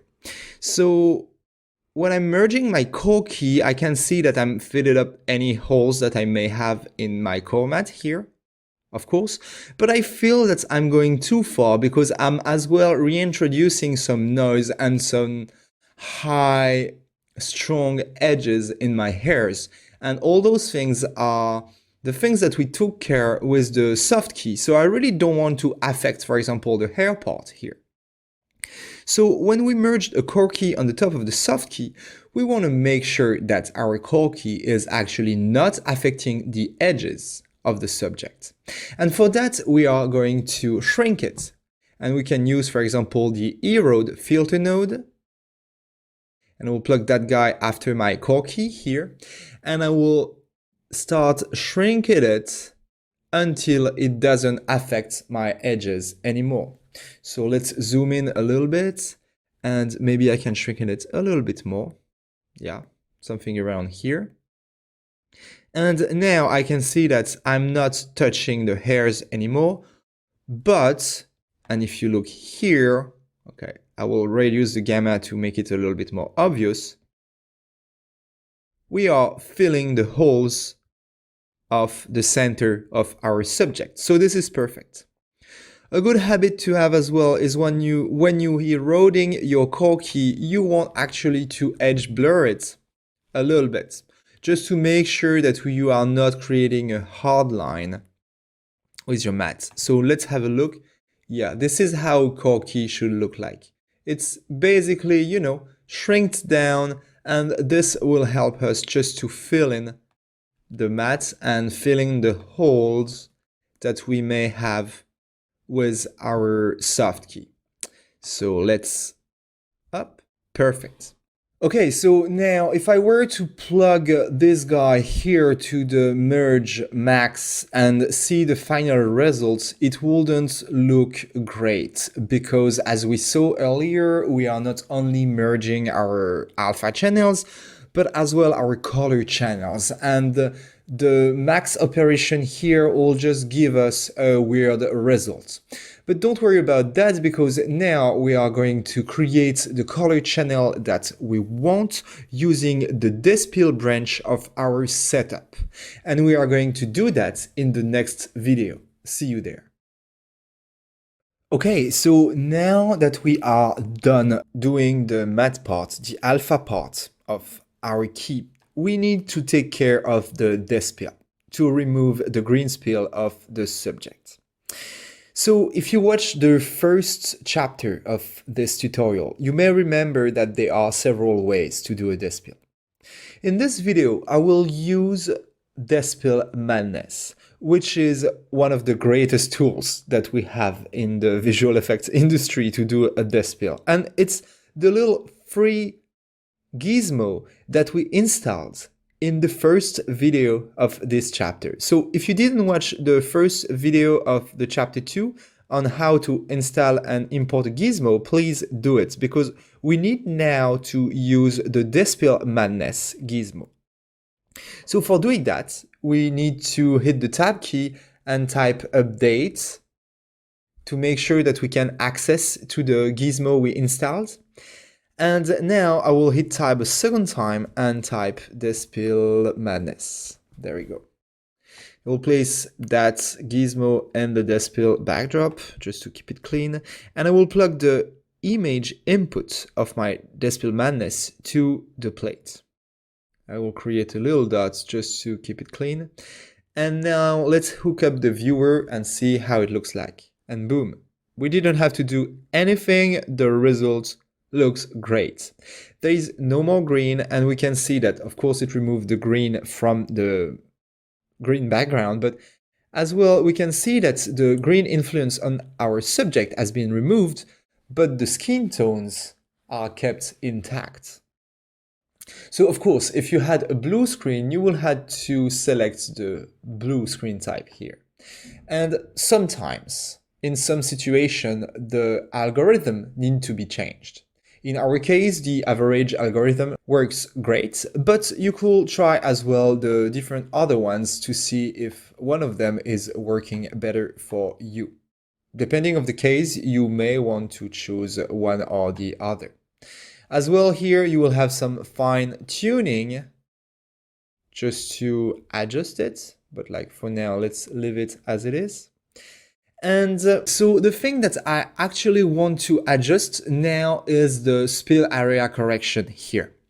And the thing that I want to uncheck for this shot is the restore source luminance, because I don't want to use that bright luminance from the source here that we have.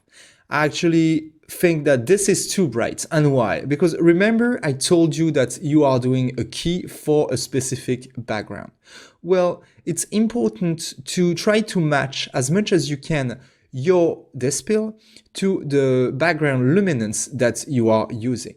So for doing that, I will select that guy and view it. And I will toggle that guy to wipe. And I want to see at the same time my background and my dispel image.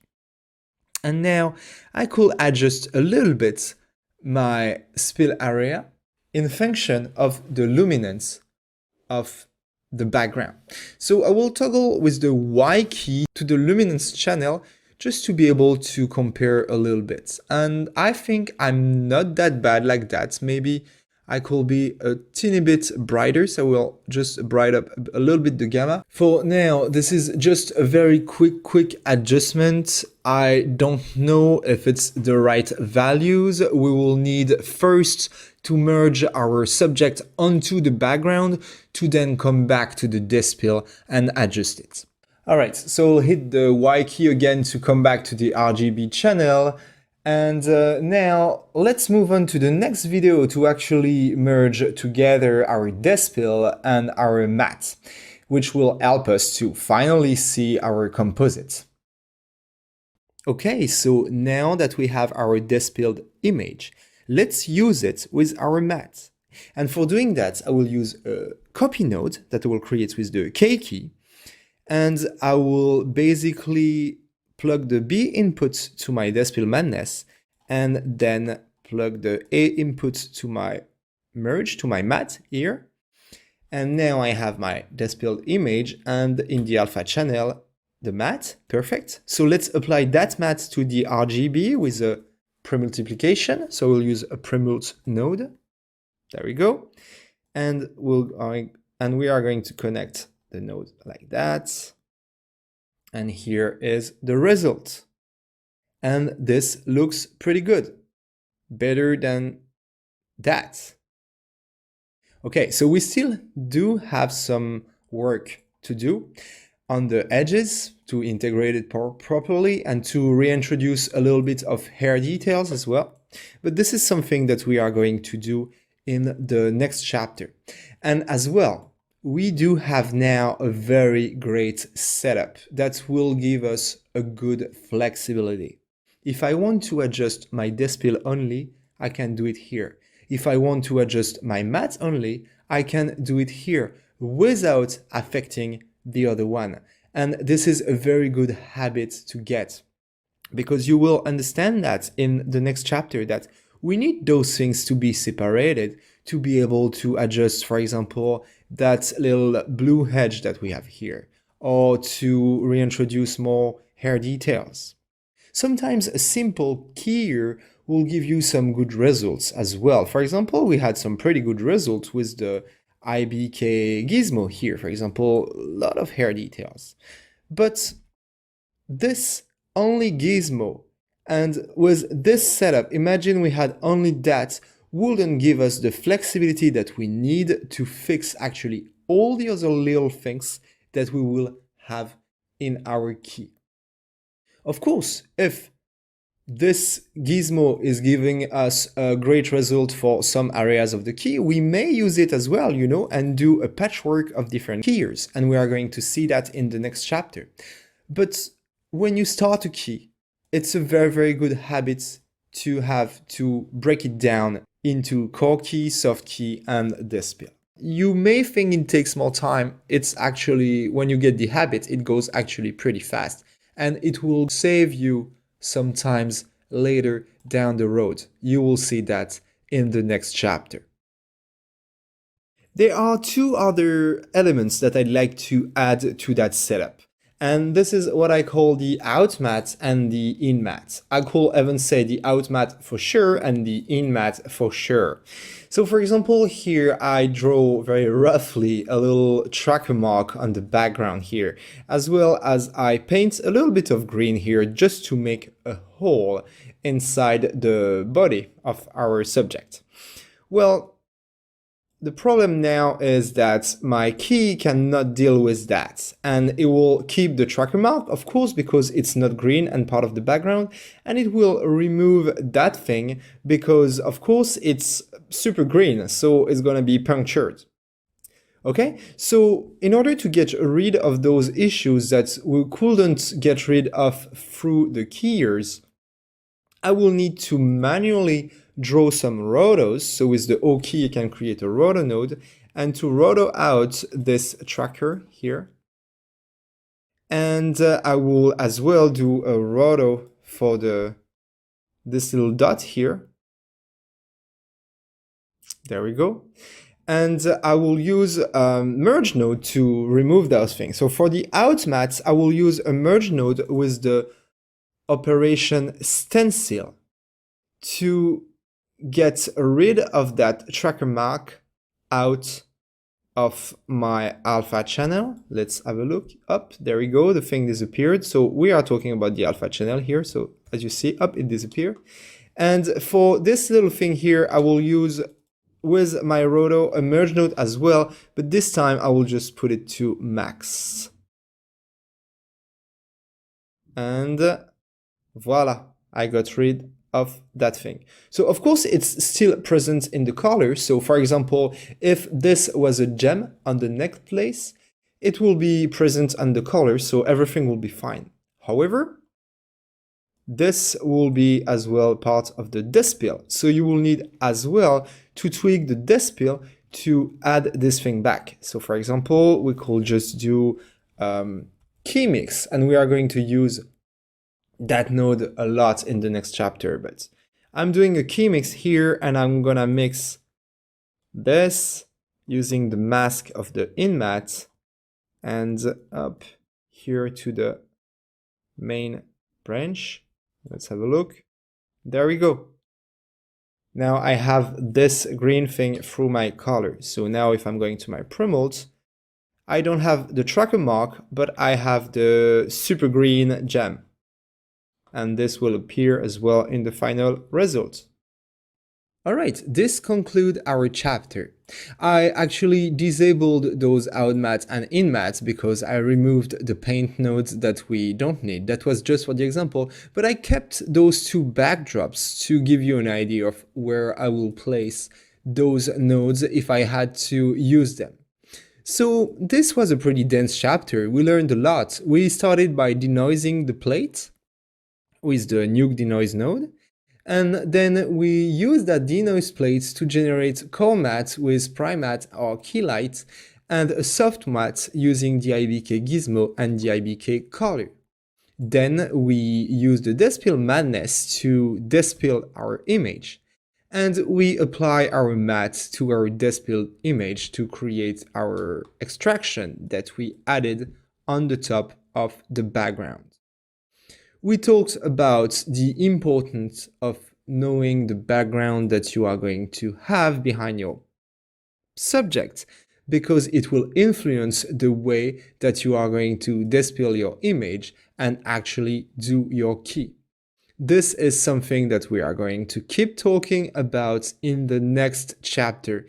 And now in this next chapter, we are going to refine all the edges and to adjust the small details. But before going any further, I will encourage you to practice keying and to practice those things that we just learned. To use primates, to use key lights, to use the IBK to dispel the image. And you will find in the material folder coming with this course a few EXR images that you could use to train yourself if you don't have any green screen images, or you could go online and, for example, to the same page we download our subjects to VDZ by typing green screen. You will find a bunch of very great examples that you could use to practice your key technique. All right, but when you're ready with that, let's meet up in the next chapter. See you there. Welcome in chapter 3. In this part, you'll learn techniques to refine your key, fix the bad edges, reintroduce air details, and help the background integration. We will start right away with the additive keyer. Alright, so if you didn't complete the previous chapter and you'd like to follow along this one, you can open the file chapter2_n.nk in the nukes directory on the material folders coming with this course. This is where we were at the end of the chapter 2, and I didn't change anything except that I changed the color of the backdrops to make a little bit more clear, and I added those two big labels to just make sure that we understand that here is the matte part and here is the despill part. All right, so now we want to do some additive keying. So the additive keying is called a keyer, but it's kind of more like adding the luminance of our plate into the background. It's a keyer because we are not going to add the luminance of the background, but just the luminance of the subject. And it will help us, for example, to reintroduce some high specks coming from the hairs, for example. So for that, we are going to use the additive keyer gizmo that we installed in the first video of the chapter 2. So if you didn't follow that video, please go ahead and watch it, as we installed a gizmo from Nukepedia and we are going to use that gizmo right now. So to make sure that we can access that gizmo, I will hit the tab key and type update. And now I'll hit the tab key again and look for the additive keyer. There we go. Okay, so there are many different additive keyers you can download on Nukepedia, but I really actually enjoy this one. This is the one I understand the most and that gives me the result I want usually. So you can try the other ones. I'm sure they are very great as well. You know, it's just that when you have good old habits, and I know as well that many companies are using this one. Okay, so how does it work? Well, first I will need to connect my foreground. So my foreground is basically my plate. So connect it here because this is linked to my plate, all right?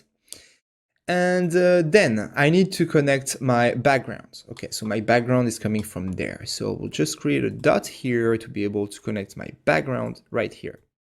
Let's try to make it sort of clean. I don't know if this is clean, but it's cool. And then the third thing that we really need for this to work is the ref. And the ref got this weird name, ref, but it's actually the clean plate. So I can connect this at the output of my IBK color. There we go. Now let's have a look. Okay, so this is it.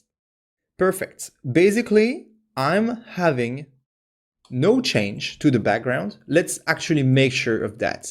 I will plug the input number 1 of my viewer here and the input number 2 of my viewer here, and I will toggle between those two guys. And I just want to make sure that I'm not adjusting anything on the background. Okay, great. Everything remained the same except that we have that kind of phantom of my subject here. All right. So now we are going to adjust a little bit those things to try to get some hair details popping up. So first, making sure that we are in linear color space. You could as well translate everything in logarithmic and use then that logarithmic mode, but here we are in the linear color space.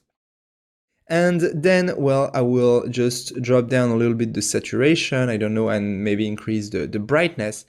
Well, everything I'm doing right now doesn't make any sense if I don't look at it with actually the merge and the subject on the top of it.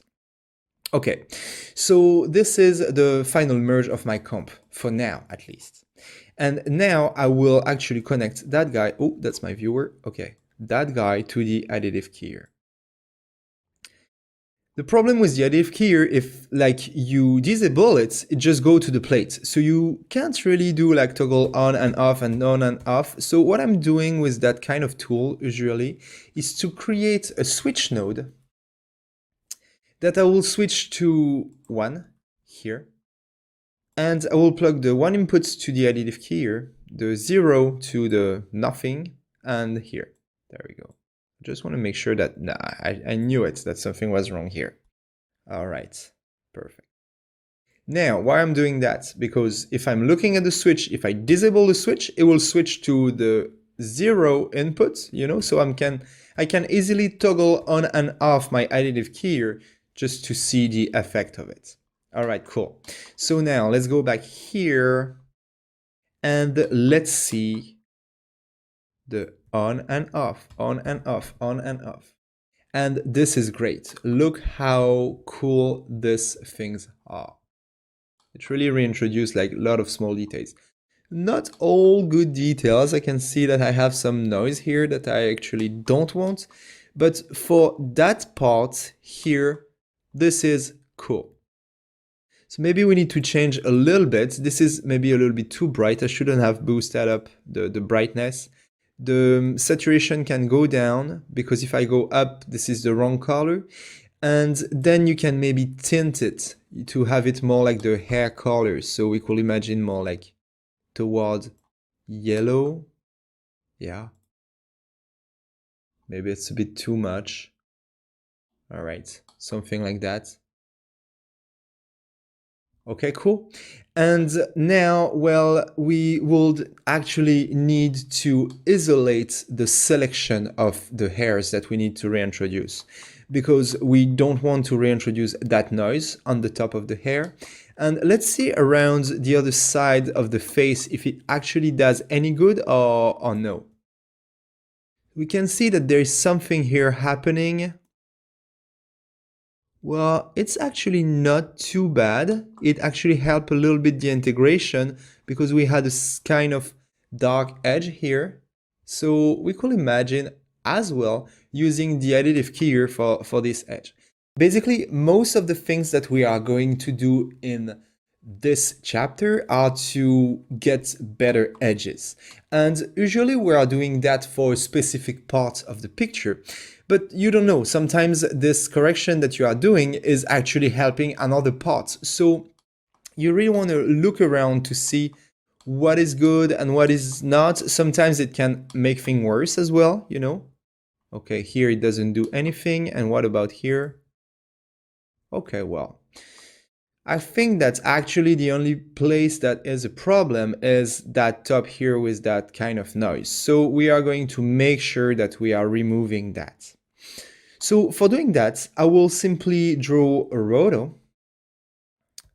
Let's imagine first that we are going to simply use the additive keyer for that part of the hairs, okay? So I will hit the O key of my keyboard to create a roto.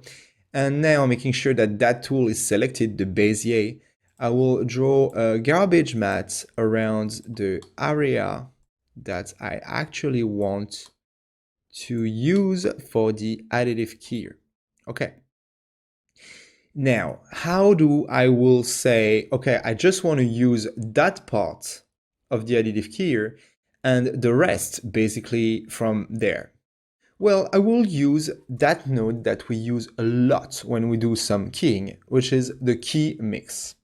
The key mix is basically a merge node, but you will have to plug the input B here, the input A here, and if you don't specify a mask, it's only the B pipe which is visible.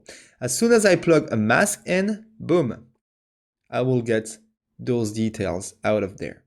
So I don't need my switch anymore. I will delete it and I will connect that guy here to the key mix. Oh, it's my viewer one more time. Okay, I think I'm going to do something, guys, because this is something that I like, a way that I like to work on. I don't like to have the link of my viewer all over my scripts because it's confusing and sometimes you can't really pick up a link easily. So what I'm doing, basically, I'm hiding the link of my viewer, and you can do that as well if you want. For doing that, I will place my mouse on the top of the viewer and I will hit the S key to access the, okay, it doesn't work. What's going on? Up, I will close the properties. All right. It was because my roto was open. Okay, so close all your properties and now hit the S key on the top of the viewer and you want to go to the node tab here and click on hide input. And now if I deselect my viewer, because right now it's selected, you can see that my inputs are invisible, which is very great because it seems to be a little bit more clean. All right, I will close the viewer properties. So there we go. Now I got my key mix and I can see that I'm actually helping my key that way. Sorry, I will need to toggle on and off this guy. So maybe we'll tweak it a little bit more, eh? Changing the color or the brightness. Maybe we can increase a little bit the brightness here. Not too much, because it's not like if we had like a very, very bright background behind. But well, okay, that's a first step. So the additive keyer, yeah, can be used quite often to reintroduce some bright speculars, or if you have like some very dark edges around the face or around objects, you can usually use additive keyer to reintroduce those details. Be careful, sometimes you could create the opposite, creating bright edges where you don't want them. Well, in our case, it works pretty great, especially for that part. Maybe we could try to use it as well for other parts. So we could draw a roto here. Yeah, it definitely helps. Let's see here. Okay, so there we go. Okay, the problem is that now when I will move my shot around, maybe my roto won't follow the character pretty great. Yeah, it's a problem. And I think that we will need to animate those roto. And let's do that in the next video. See you there. Okay, so now in this video, we are going to make sure that the shapes that we draw, the rotos, are following the head as the shot goes along. So for doing that, I could go ahead and animate manually my roto shapes. But I think that it will be a little bit easier if I were to track the head. And I will do that. So when I do a tracking job, I prefer to do it in the fresh nuke because most of the time in your main script, you already have a bunch of nodes and all those nodes may just slow down the tracking process. So it's just an habit that I took and I think it's better to do it that way. So just go ahead and select your plate and maybe your roto node and do a Control-C to copy them and go to File, New Comp and create a new nuke. I already did it here. So just copy and paste your two nodes. And let's make sure that we are on the first frame here. And now we are going to create a tracker node. There we go.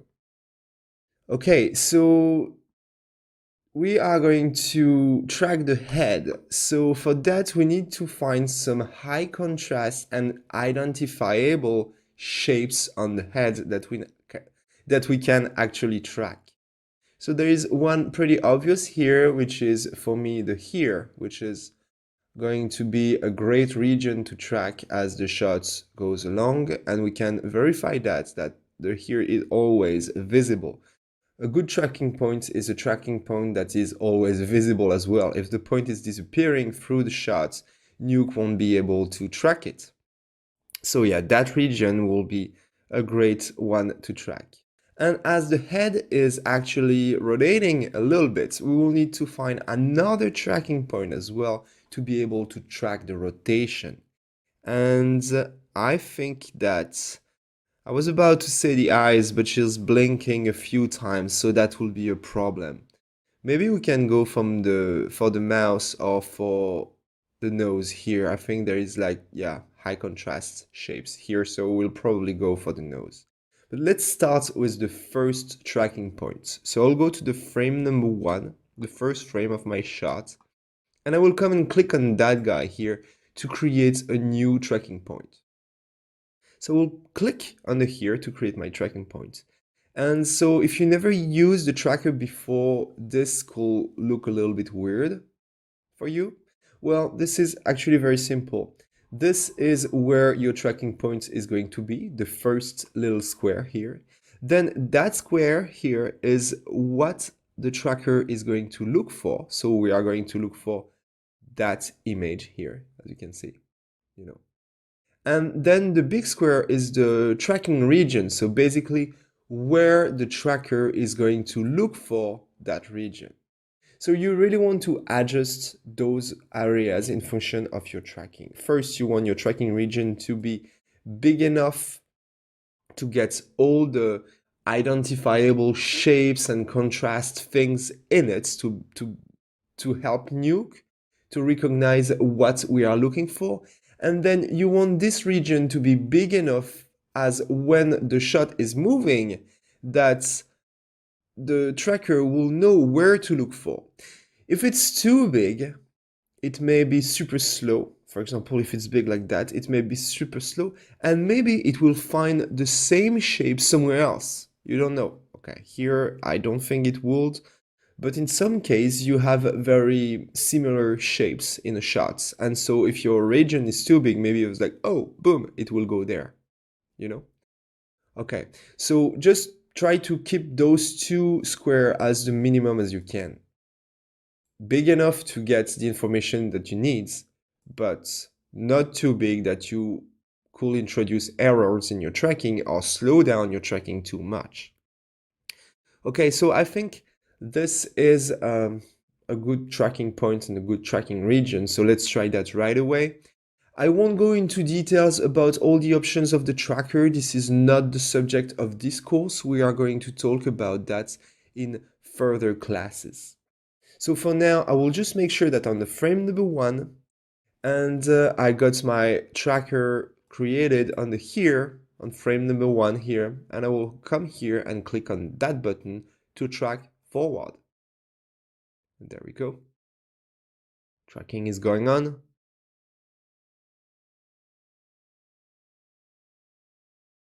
And there we go. All right. So let's have a look. I will go through my shot real quick to see if my tracking point is following nicely. And yeah, it seems perfect. I don't have like some big jumps or anything. So yeah, no, this is a good tracking. All right, perfect. Let's go back to the frame number 1, and we are going to create another tracking point close by the nose.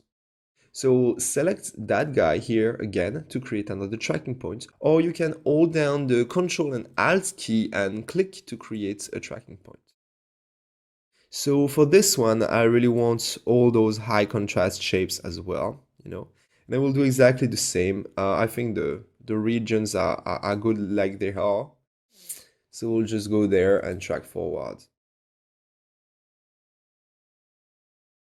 You can follow the tracking here as well and see that there is no anything that jump around. And it seems that the tracking point is working great as well. Okay, cool. So now we are going to be able to use that tracker to actually animate the roto. Okay, so in the previous video, we used the tracker to track the head, and now we are going to use that tracker to animate the roto. So how are we going to do that? Well, first, the tracker, we need to specify that we want to use the two tracking points. The two tracking points for the translation, here, and here for the rotation. You could use it as well for the scale here, but for what we need to do, we don't need to use the scale. We just need to use the transform and the rotation. Okay, now we can come to transform. And here we could choose to say, okay, that tracker will be used to actually match move. So of course, the tracker is linked to the read node. So for now, it will transform the read node the same way that the head is transforming right now. So this is not what we want. So we are going to disconnect that tracker node and connect it to the rotor. And now, if I were using that roto to just follow my step up to add a constant to her face, so I'll create a constant with an alpha as well.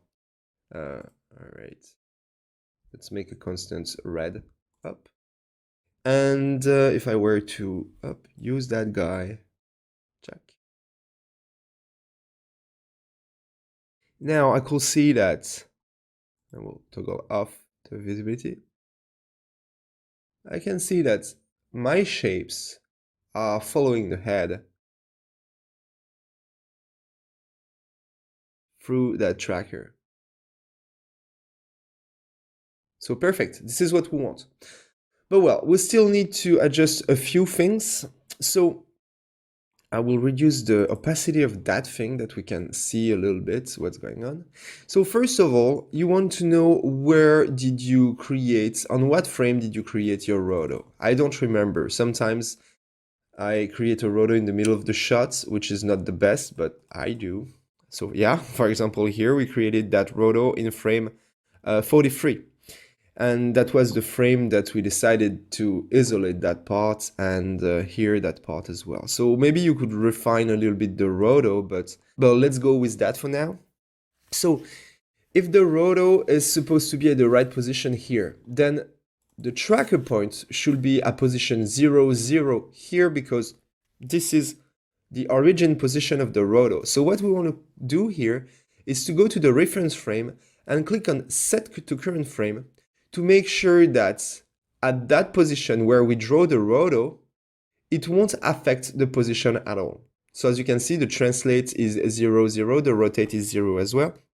And now the tracking position will be calculated according to that frame as an origin point. And as you can see, now it's a little bit better and it kind of follows more of the shape. Okay, unfortunately, just the tracker won't be enough because I can see that here she's not only rotating the face from up to down, but as well from side to side. So we have a change of perspective that makes our shape here getting out of the face. So I will need to animate that guy here. And actually, I'm pretty sure that I will reuse that roto here for maybe other adjustments and maybe that one as well, but not at the same time. So when you do some key and when you start doing some rotos, some garbage mats, you want to think a little bit like if you were to reuse those rotos at several places in your script. So sometimes I draw two rotos in the same roto node and then I'm like, maybe it will be easier if they were separated because I could more easily copy and paste those guys other places in my script. So what I'm going to do here is to select, okay, I will display the overlay back using the Q key. I will close everything but my rotos. And so maybe I will take the Bezier 2 and do a right click on it and do cut and create a new roto node with the O key and go to the root, click on root and do a right click and do paste. And now I will have, and I could merge them if I want, but I will have my two rotos in two different nodes and I think it's a little bit better.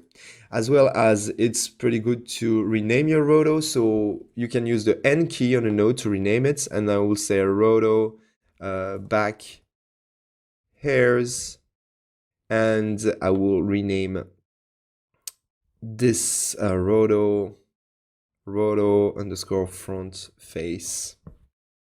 There we go. And okay, so now let's animate those roto to make sure that we are still selecting the right area. Okay, so when you are animating rotos, you want to first evaluate the movement in your shot. For example, if I were to animate there and there, it wouldn't make any sense because the rotation of the head is not complete. So you want to find the first moment when she starts rotating, so around here, and here you want to create a keyframe. So to create a keyframe, you will just have to modify a little bit your roto. So I will, what is going on? Oh, okay. Sorry, I just created by mistake another beginning of roto. So you just want to come to your roto and you can just move a teeny bit the point and that will create a keyframe. Or you could click on that guy plus to create a keyframe. And then you want to go to the end of the movement, which is for us the end of the rotation. This is just what we are looking for. Doesn't have to be the exact time, but try to be the most accurate as you can. So I think around here, yeah.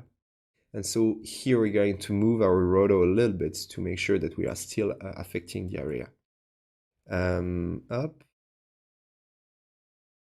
And that was a little bit higher. We were not getting all the nose here, and maybe we were not going that high because I don't want to touch those hairs here. Okay. Swoop. Oh yeah, no, I was touching the hairs, but I think it's not a great idea to do it. So I will just reduce that roto a little bit, and I will reduce that guy as well. So the roto is animated, and it may not be perfect, but don't worry about it. This is a garbage mat that we are going to feather as well. This is not like we don't have to be pixel perfect for that kind of job. Okay, and maybe we need to do the same thing as well for the back hair region. So I'll select that guy. I will close the other one. Why do I close the other properties? Well, it's just because when you have the node open, you have the keyframes that are displayed on the timeline. And I don't want to display the keyframe for the other ones. So I'm usually closing the other one just to be able to focus on the keyframe of the node that I'm working on. So I'm doing the same thing here. Let's see. Well, here it's not that much of a problem, but maybe I want to lower down to make sure that we won't feel a kind of slide in this area. So I will do the same thing when the movement is starting around here, and I will create a keyframe like that. And maybe just up a little bit like that. Yeah, I think it's better. It may feel that it moves outside of your subject, but I think that I'm maintaining that line a little bit better that way. Okay, great. So here we have our animated rotos that we are going to be able to use on our scripts. So maybe we will have some issue actually, like that we will see that shape sliding a little bit on the nose. I know this is not perfect, but I really don't want to spend too much time adjusting things like that if I don't know if it will work with the actual effect that I'm working on. Maybe I could spend like some lot of times being super pixel accurate for the nose shape and everything.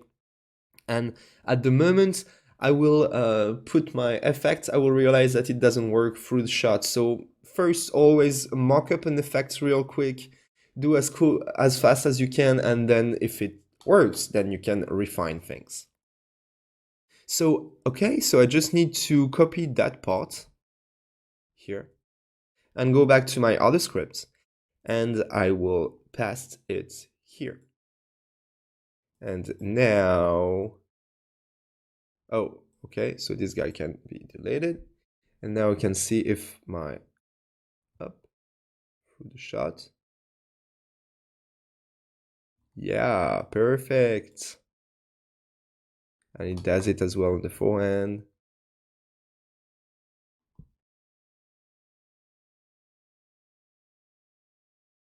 Yeah, that's good. Okay, cool. As well, feel free to just maximize the window, by hitting the spacebar, and you can make your image full screen by hitting the F key that will center the image, or H that will make it full screen, and hit the play button just to see a little bit how it looks like. It may be a little slow to cache, but it's important to see how it looks like with the movement once in a while.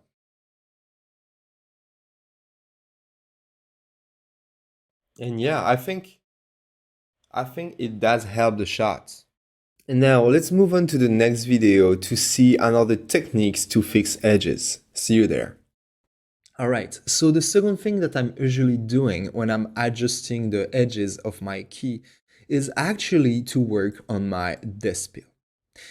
So when I'm saying that, I'm not saying that I'm gonna come here and change everything inside my dispill madness. No, I'm happy with this guy. I won't touch it. It does a great job for the core of my subject. I don't have any spill, this is fine.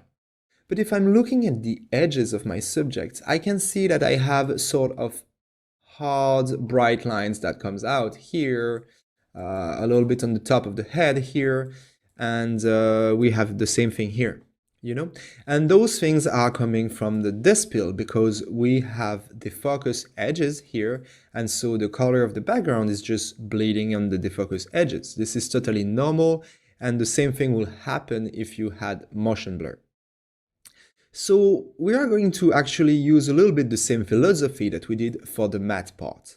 We do have a core key that takes care of the matte for the interior of the subject, and then we have a soft key that takes care of the edges. Well, we could think about the same thing for the dispill. This will be our core dispill for the interior of the subject, and then we will have different adjustments for the edges of the dispill. So how am I going to do that? Well, I could use basically my matte. So I will look at the matte here and I will invert it.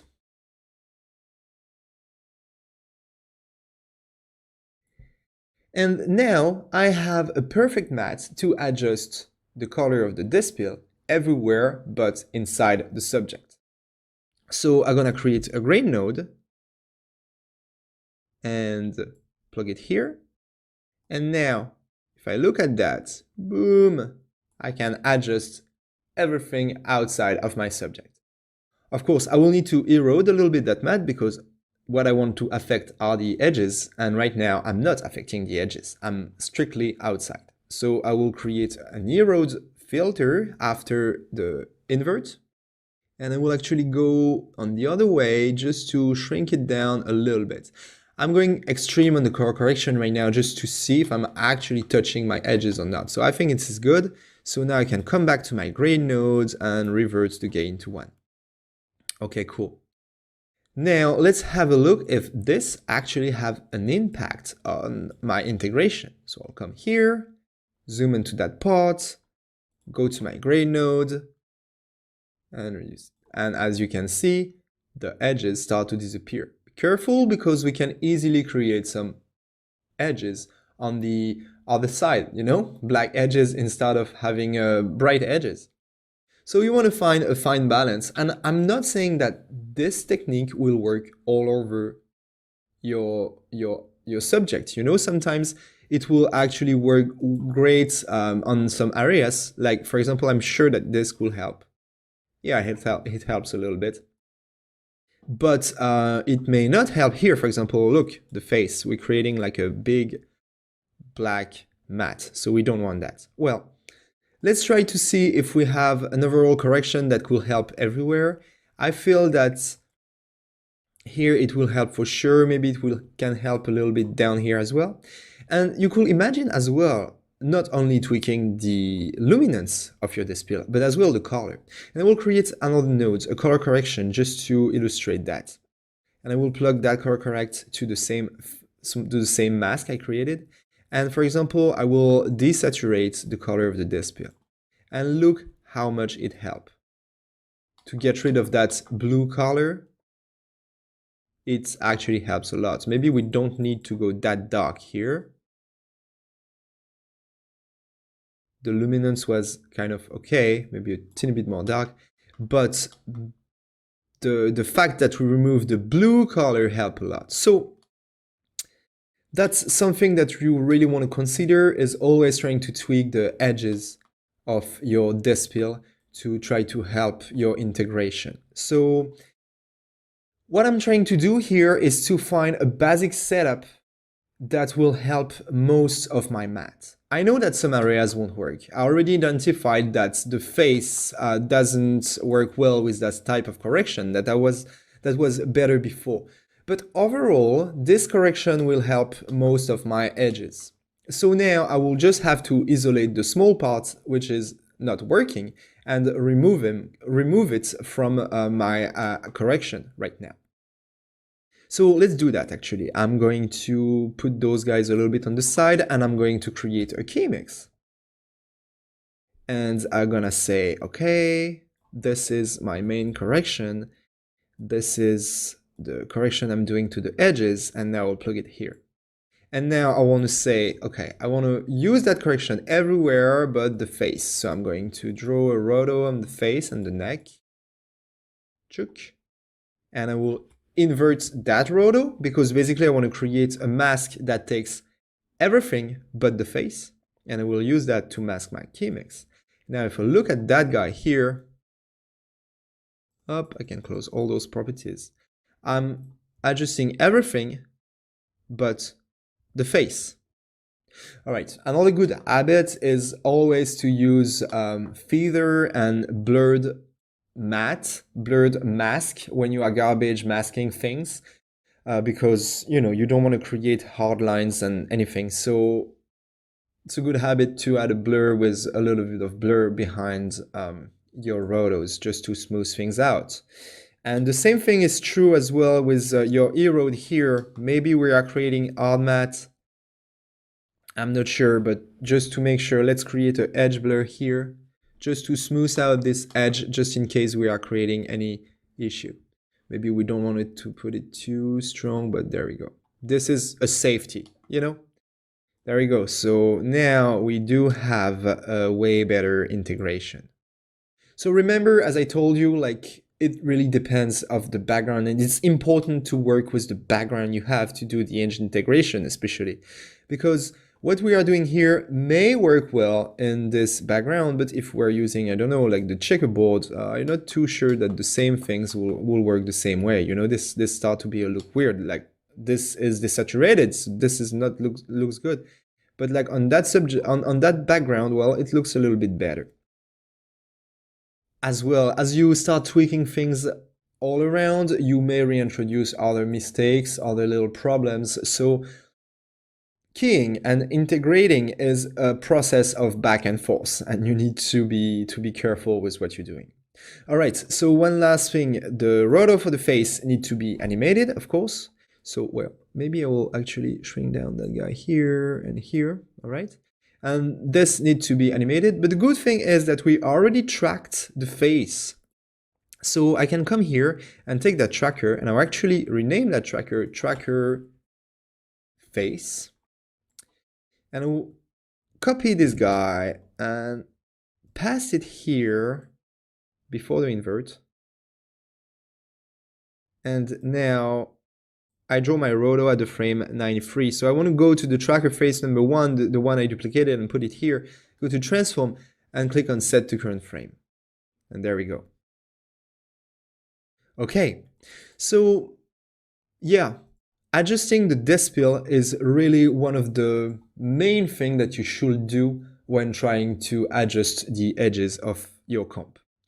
Now, there is something that we are doing as well a lot is by adding some of the background inside the edges of our dispel. So let's have a look to that in the next video. See you there. Another technique that I'm using a lot when I'm working on edges integration is to actually inject some of my background on the top of my dispel image, and especially to affect the edges. So let's do that. I will make a little bit of space here, and I will simply create a merge node with the M key, and I will take my background, I have a dot here, it's pretty convenient, and merge my background on the top of my dispel branch. Just you see what I'm talking about. This is my background, and boom, I merge it on the top of the dispel branch. All right, for now it looks a little bit weird, but we are not done. Now I want to merge this background only on my edges. So for that I need a mask, and this is good. I already have one here that I created on the previous video, but I will duplicate it just in case I want to adjust it a little bit. So select those guys, Control C, Control V, sorry, and I will plug that guy here. And I will use the mask input of my merge node to connect to that guy. All right. Now I'm affecting only the edges. I can see that, right? But for now, I'm not doing any good. And I need to change the operation mode of my new merge node. So I'll double click on that guy to make sure I'm accessing the properties. And I'll come to the operation and switch it to minus. And boom. Let's have a look to what it does. If you look at that part of the screen, you can see that it helps the edges when it goes in front of a dark part. It will remove that kind of bright edge that I have. It will help in other places like here, for example, as well, you know. And on the hairs, I'm sure it will do something here as it's dark. Yeah, it helps a lot. So what it does, basically, it takes between the two inputs the darkest values. So you could tell me, yeah, well, I'm actually removing details here because I'm taking the background because it's darker. Well, but if you think about it, black on black should be black, right? So if the background is very dark and we have a darker thing on the front of it, well, it should be a bit more blended. So it's actually pretty accurate to do it that way. However, you may not want to be that extreme and you want to reintroduce a little bit of your foreground, so you can now use the mix operation of your merge node to maybe dial it back a little bit, just to be able to feel the edge a little bit, and that will help. Also, we did use those arrowed and edge blur nodes that we created for the other adjustments. Maybe we need to actually tweak a little bit those guys to make it less eroded or more depending on the situation. I don't know. I think that this is working pretty great, so I won't touch that much of this, but it's good, you know, to duplicate those nodes because the adjustments that you are doing here and the size of the edges doesn't mean it's gonna work for another adjustment. So here, at least I can independently tweak that guy, you know? One more time, we need as well to make sure that we are not causing any damage doing that correction. And as I can see here, my face is changing a lot. So maybe I actually don't want to use that adjustment for the face. Well, we can do that easily. I will simply duplicate the key mix here. I will plug the B pipe here, the A pipe here, and as we did it earlier, I will simply use that mask that corrects everything but the face, if you remember, right? So up. So now I'm using that background merging on the edges for everything but the face. All right, so here we did this adjustment for the dark values, but we can do the same thing for the bright values. So I will duplicate that merge node, pass it, and I will do the same thing. Take my background and here my dispel and my edges, and I will place that guy here just for the example. I will connect back everything after. So okay, we are back to normal with the minus. But now what if we actually switch the operation to max, sorry. Well, we are going to do the opposite and take the brightest values of the background if we need to, and that could help some dark parts to be integrated on the top of bright parts.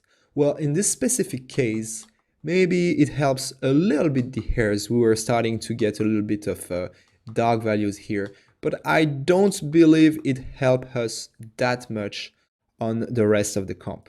So maybe we could dial that guy back a lot to kind of create a wrap, you know? But I'm not too sure about this effects. You just should keep in mind that you can use it. And sometimes the max operation is not the best. You know, you could use an iPod or a plus to just see if it helps. Well, now that I'm saying that, actually it helps a little bit, a sort of a black line that we had on the top of the face. So maybe we could use that actually for the face a little bit. But well, it will have to be more subtle and maybe more with the Max, yeah, with the max it's better.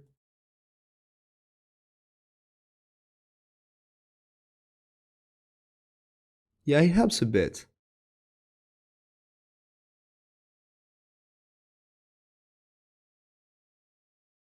Yeah, it's actually great for the face. So, okay, so why not? So I will use that guy. I will create another key mix and I will mask it out. Alors, A come here, B comes here, and now the mask we want actually not the inverted mask, but the mask for the face.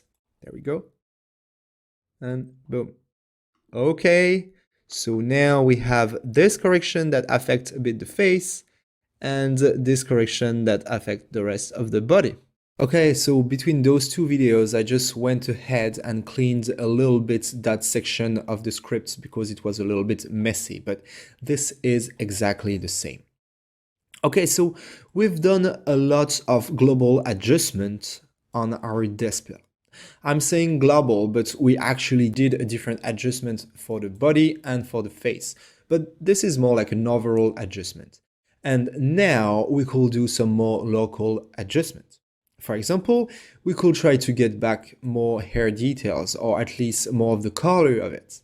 And if I remember properly, my soft key had actually a great dispel that were working great for the hairs. So why not? We can use that guy just to reintroduce some of the hair details. So I will draw a rhodos around the hairs that I want to get back.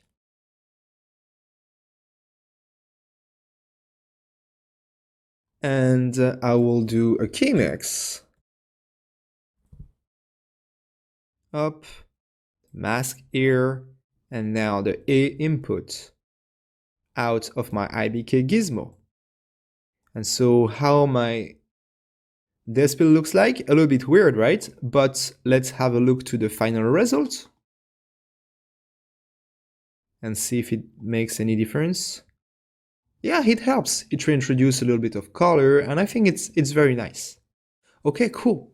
Maybe I will need to blur that mask a little bit. So what I'm trying to show you here is not an established method. It's not a step-by-step guide that says you do this and then you do this and then you do that. No, you can just do whatever you want. For example, this thing, like by using the dispel of the IBK gizmo, I just thought about it while recording, why not? The idea behind this tutorial is not to learn perfect methods, but more a way of thinking on how to fix issues with my key. The important thing is to know that I am going to try to adjust my dispel as much as I can until I get the best color I can. The matte need to be adjusted as well, but for now we do have a good matte. But look at that.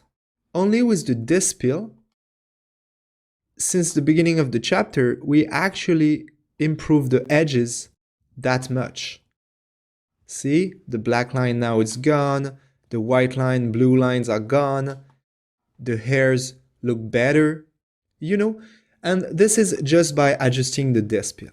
And this is not because I'm telling you that you need to do that and use that merge node with a max or that merge node with a min, that you cannot experiment with other operation and to see if it gives you as well a better result.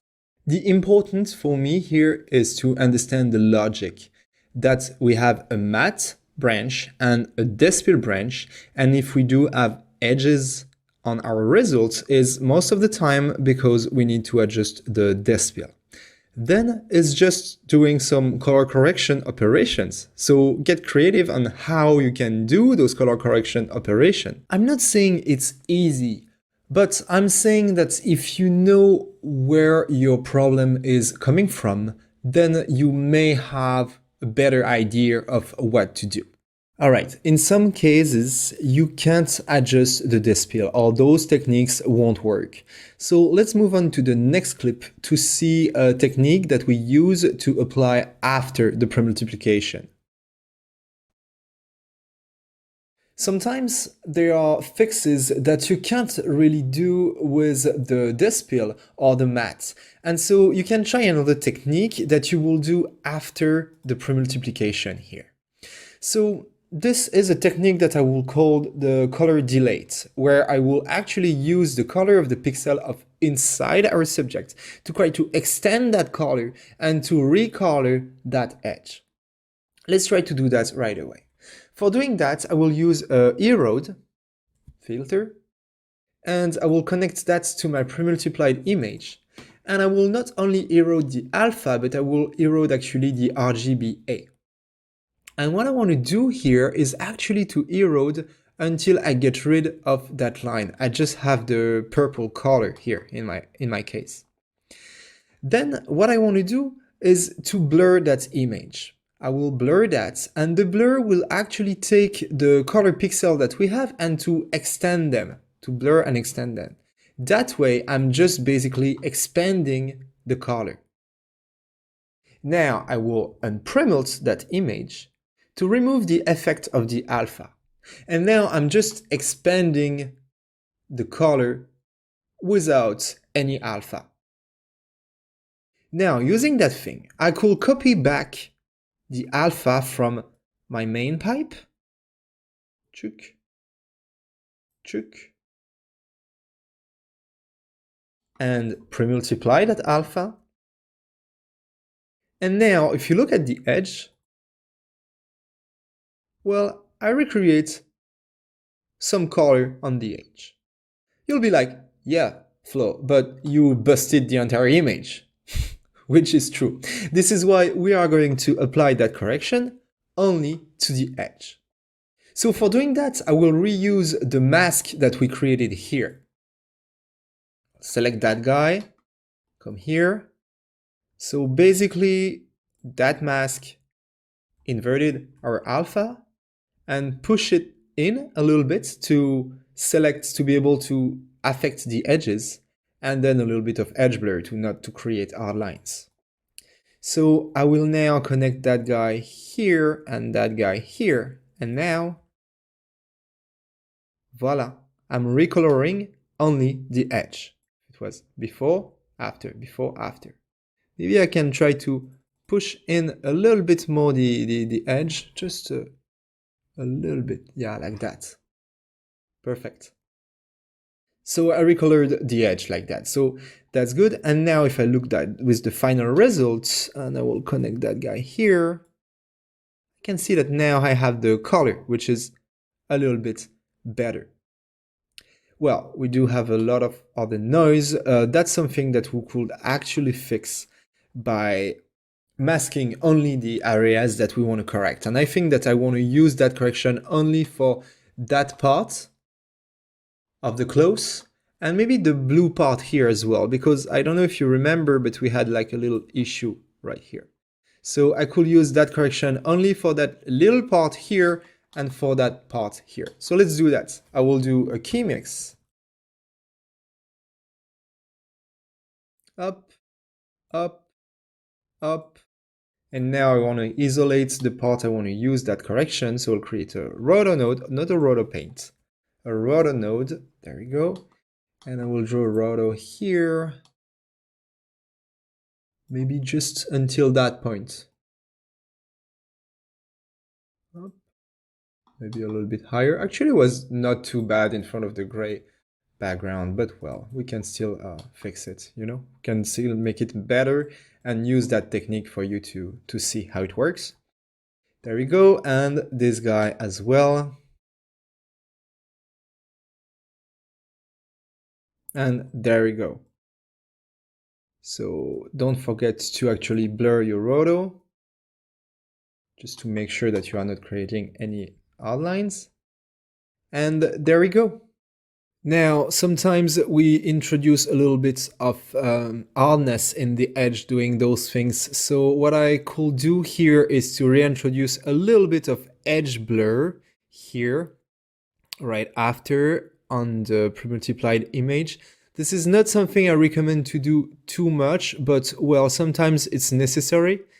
And you want to compare, of course, with your plate to make sure that we had that smoothness and we need to reintroduce it. So here, yeah, we had a teeny bit of smoothness on the edge. So I really want to reintroduce it using the edge blur, but very, very small, like something like, yeah, you know, 2, maybe a little bit less. Yeah, perfect. Okay. So yeah, this is it. Alright, in this video, let's animate real quick those two rotos. So I am going to do the same thing as I did earlier with the tracker. My other nuke is actually still open here. So I'm going to use that nuke here and I will import my new roto. And now let's have a look. This is where are my rotos. I'm actually going to do the same thing. I can delete those guys. I don't need them anymore.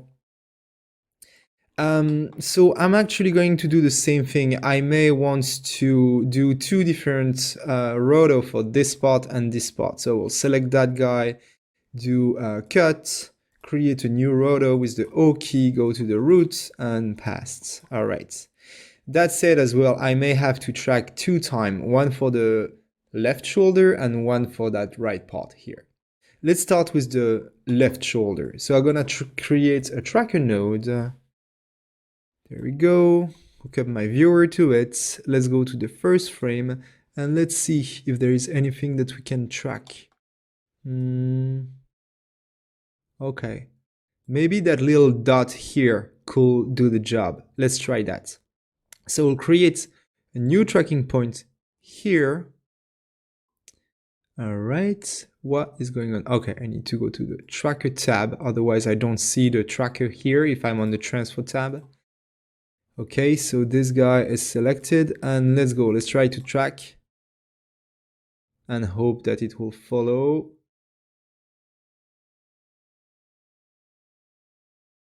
Yeah, that's good. Okay, so I will rename the tracker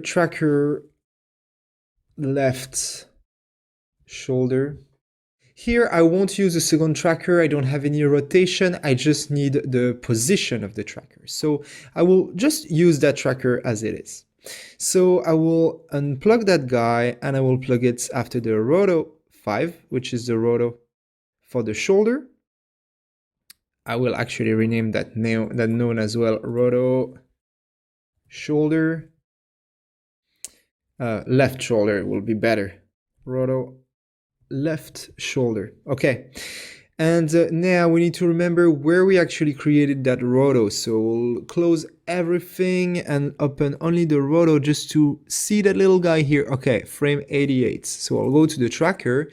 I'll go to the transform tab and set to current frame. And of course, we need to say that this is going to be a match move. If we have only 1 point to do the match move, then we can select the match move 1 point. There we go. Okay, so now if I'm looking at that, perfect. My roto shape is following the shoulder. Great. This is just what I needed. Okay, so this is the first step, and now we are going to do the same thing for that part. So let's try to find points to track. Okay, maybe we can try to track here. So let's create another tracker. I will close that guy and create a new tracker. And I will track this. Let's try this. So to create my point track, I hold down Ctrl Alt and click. This is the shortcut. Okay, this guy here, maybe a little bit bigger. Okay, let's try that. And I'm on the frame 100 now, so I can just actually do the track backward. Oh, I need to link my tracker to the video, otherwise it can't track anything. Let's see, hopefully it's gonna track well as well. Ooh, no, it didn't make it because the points that we choose was going out of the screen at some point.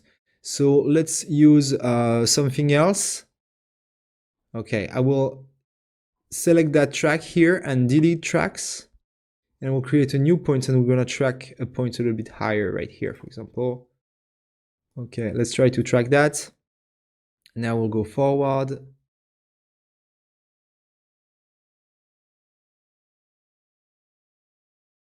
Okay.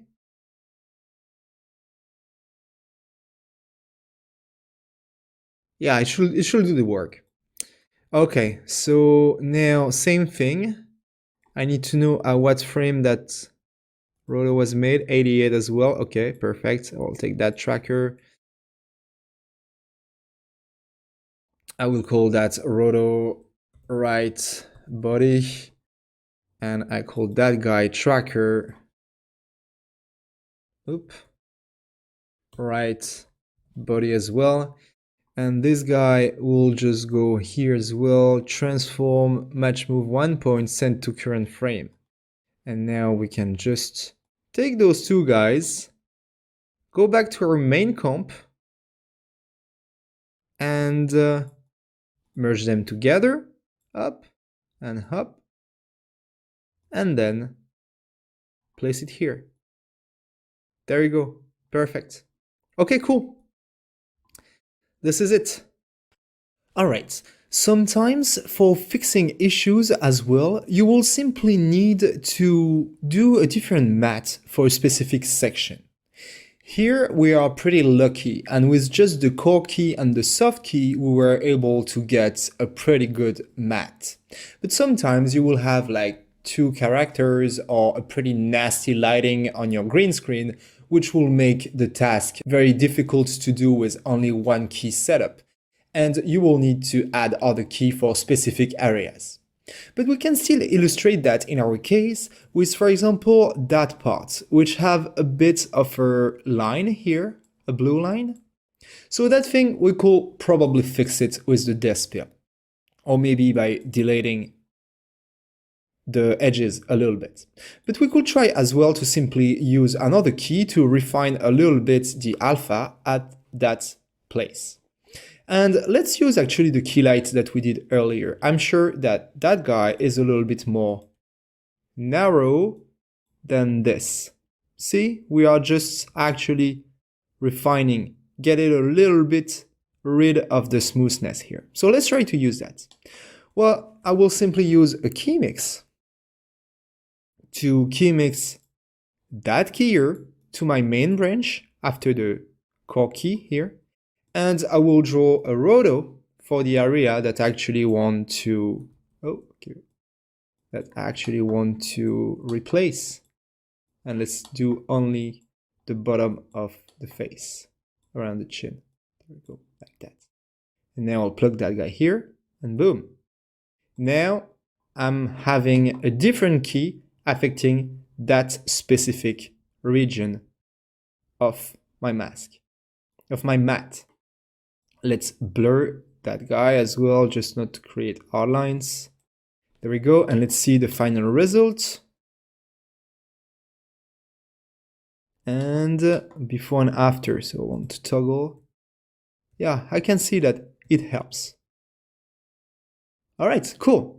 I will need to track that thing as well, but I think I already have a tracker for the face right here. Let's use that guy, place it here, and make sure that we are changing the reference frame to current frame.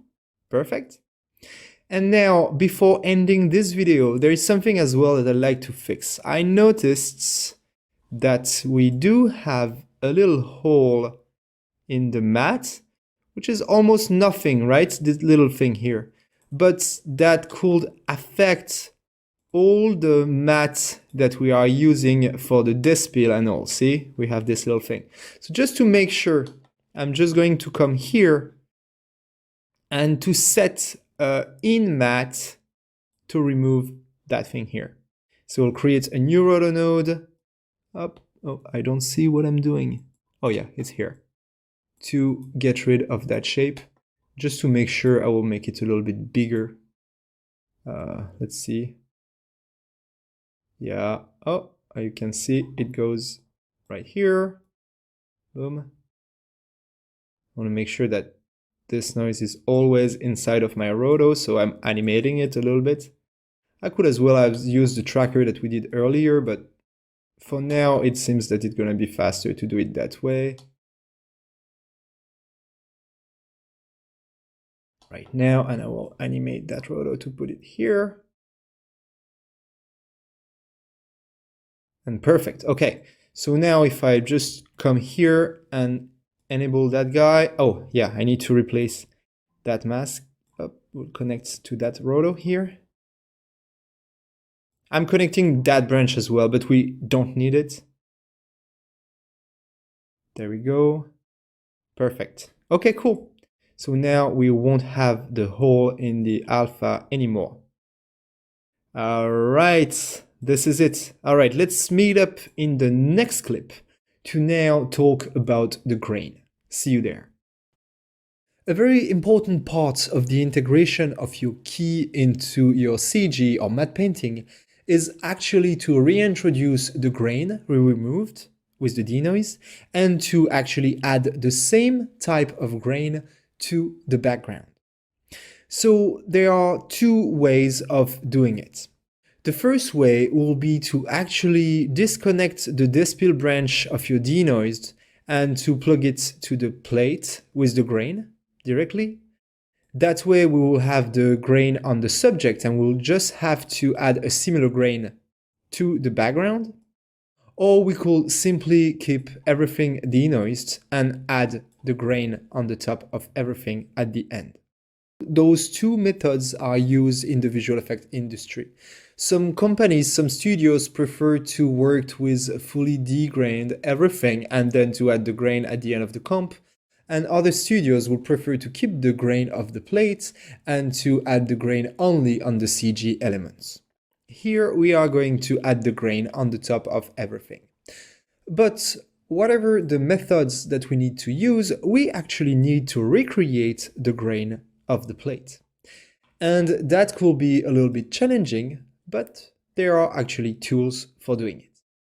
So the first way we could do it is actually to create a grain node and to try to dial all those values to recreate the grain that we have on the plate. So for example, I could come here, plug the grain at the end, watch the output, and then wipe it out with not the denoise, but actually I need to view the plate here. So we'll have, oh my god, the grain, and please, now the grain here. Okay, perfect, finally. So here, that way, I could actually toggle channel per channel and adjust. So I'm on the red channel. Oh, pardon. I'm on the red channel. So adjust the grain for each channel. So that's a long job, but you can do it. Otherwise, you can open Nuke X, and as you can see here, I'm using Nuke X. So if you are not in Nuke X right now, just close your Nuke and reopen the scene in Nuke X. Because in Nuke X, we have an amazing tool that's called here F Regrain. So this tool will regrain our comp according to a source clip. So we'll plug the source here to the merge one, I mean to the end of my comp. And this guy, the grain, I will go and plug it to my plate. Now, I need to analyze the grain, and for that I have this little box here that I will move, and it will analyze the grain of my original plate and recreate the grain to actually grain my entire comp. And that way we are matching the grain very fast. Of course, it's going to be a little bit different, but if you toggle between your regrain and original plate, the result is actually pretty good. All right, so now that I'm happy with the key that we did, we can talk about the color grading of our plate. We can see that there is actually a little difference between the background, which is more blue, than the foreground, which is more lit with a warmer light.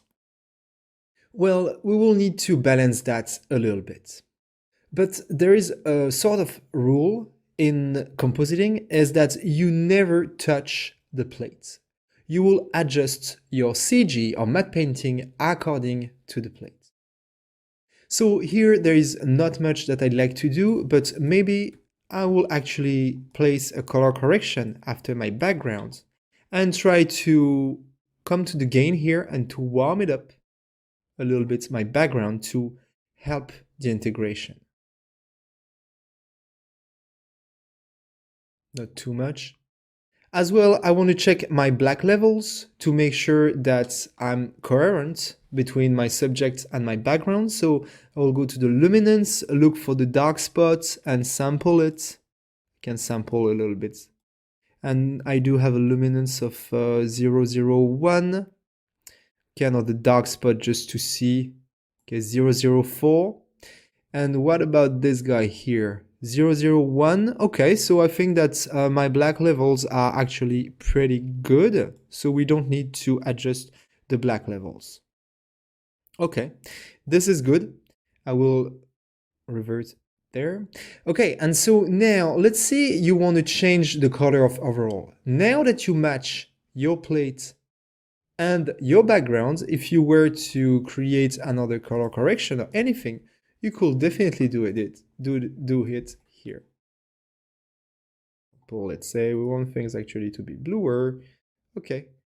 And then I will keep a consistency between my plate and my background. I don't want to do that now here. Sometimes when you receive a plate from when you're working in the studio, you will receive a color correction that will come with that plate, because another department will have prepared a neutral grade or a color correction that will be applied to this shot and that will match the rest of the sequence. Here in our case, we just had this shot, so we will match the CG to the plate and then we can do whatever we want. Okay, so now it's time to render the shots to see the results. So we'll create a write node and render it in the material folder, in the output folder. Oh, and I already did something here. Let's create a new folder and I will call it chapter 3 end. And I will call that chapter 3 end dot pound dot exr. Save it and render from frame 1 to 100. All right, I will speed up the video and come back when it's done. All right, so the render is done. Let's open it. Open, and I will cache it in my viewer. And I will activate that option. That option is very good. It will cache the shot, but it will catch the entire frame. Then if you want to zoom on your shot, you can still do it and it will keep your cache.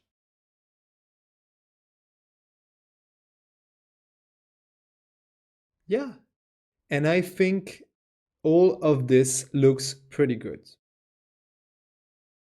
There is still a little thing, I think, and I will give you that as a homework, is to actually try to get rid of that matte line that we have here.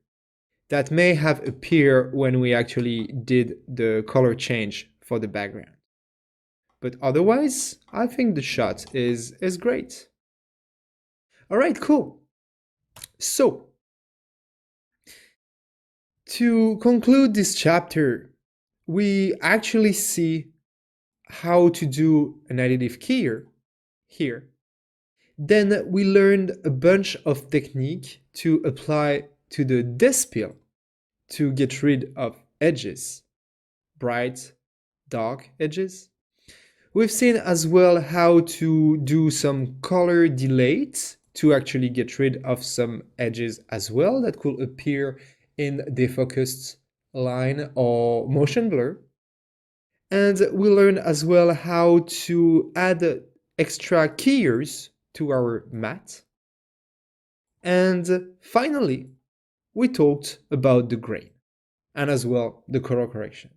So that was a little bit of a dense chapter. But We learned a lot, and remember, this is not a step-by-step guide. This course is not a step-by-step guide, but more a way of showing you the logic behind a key and how to think and how to fix issues.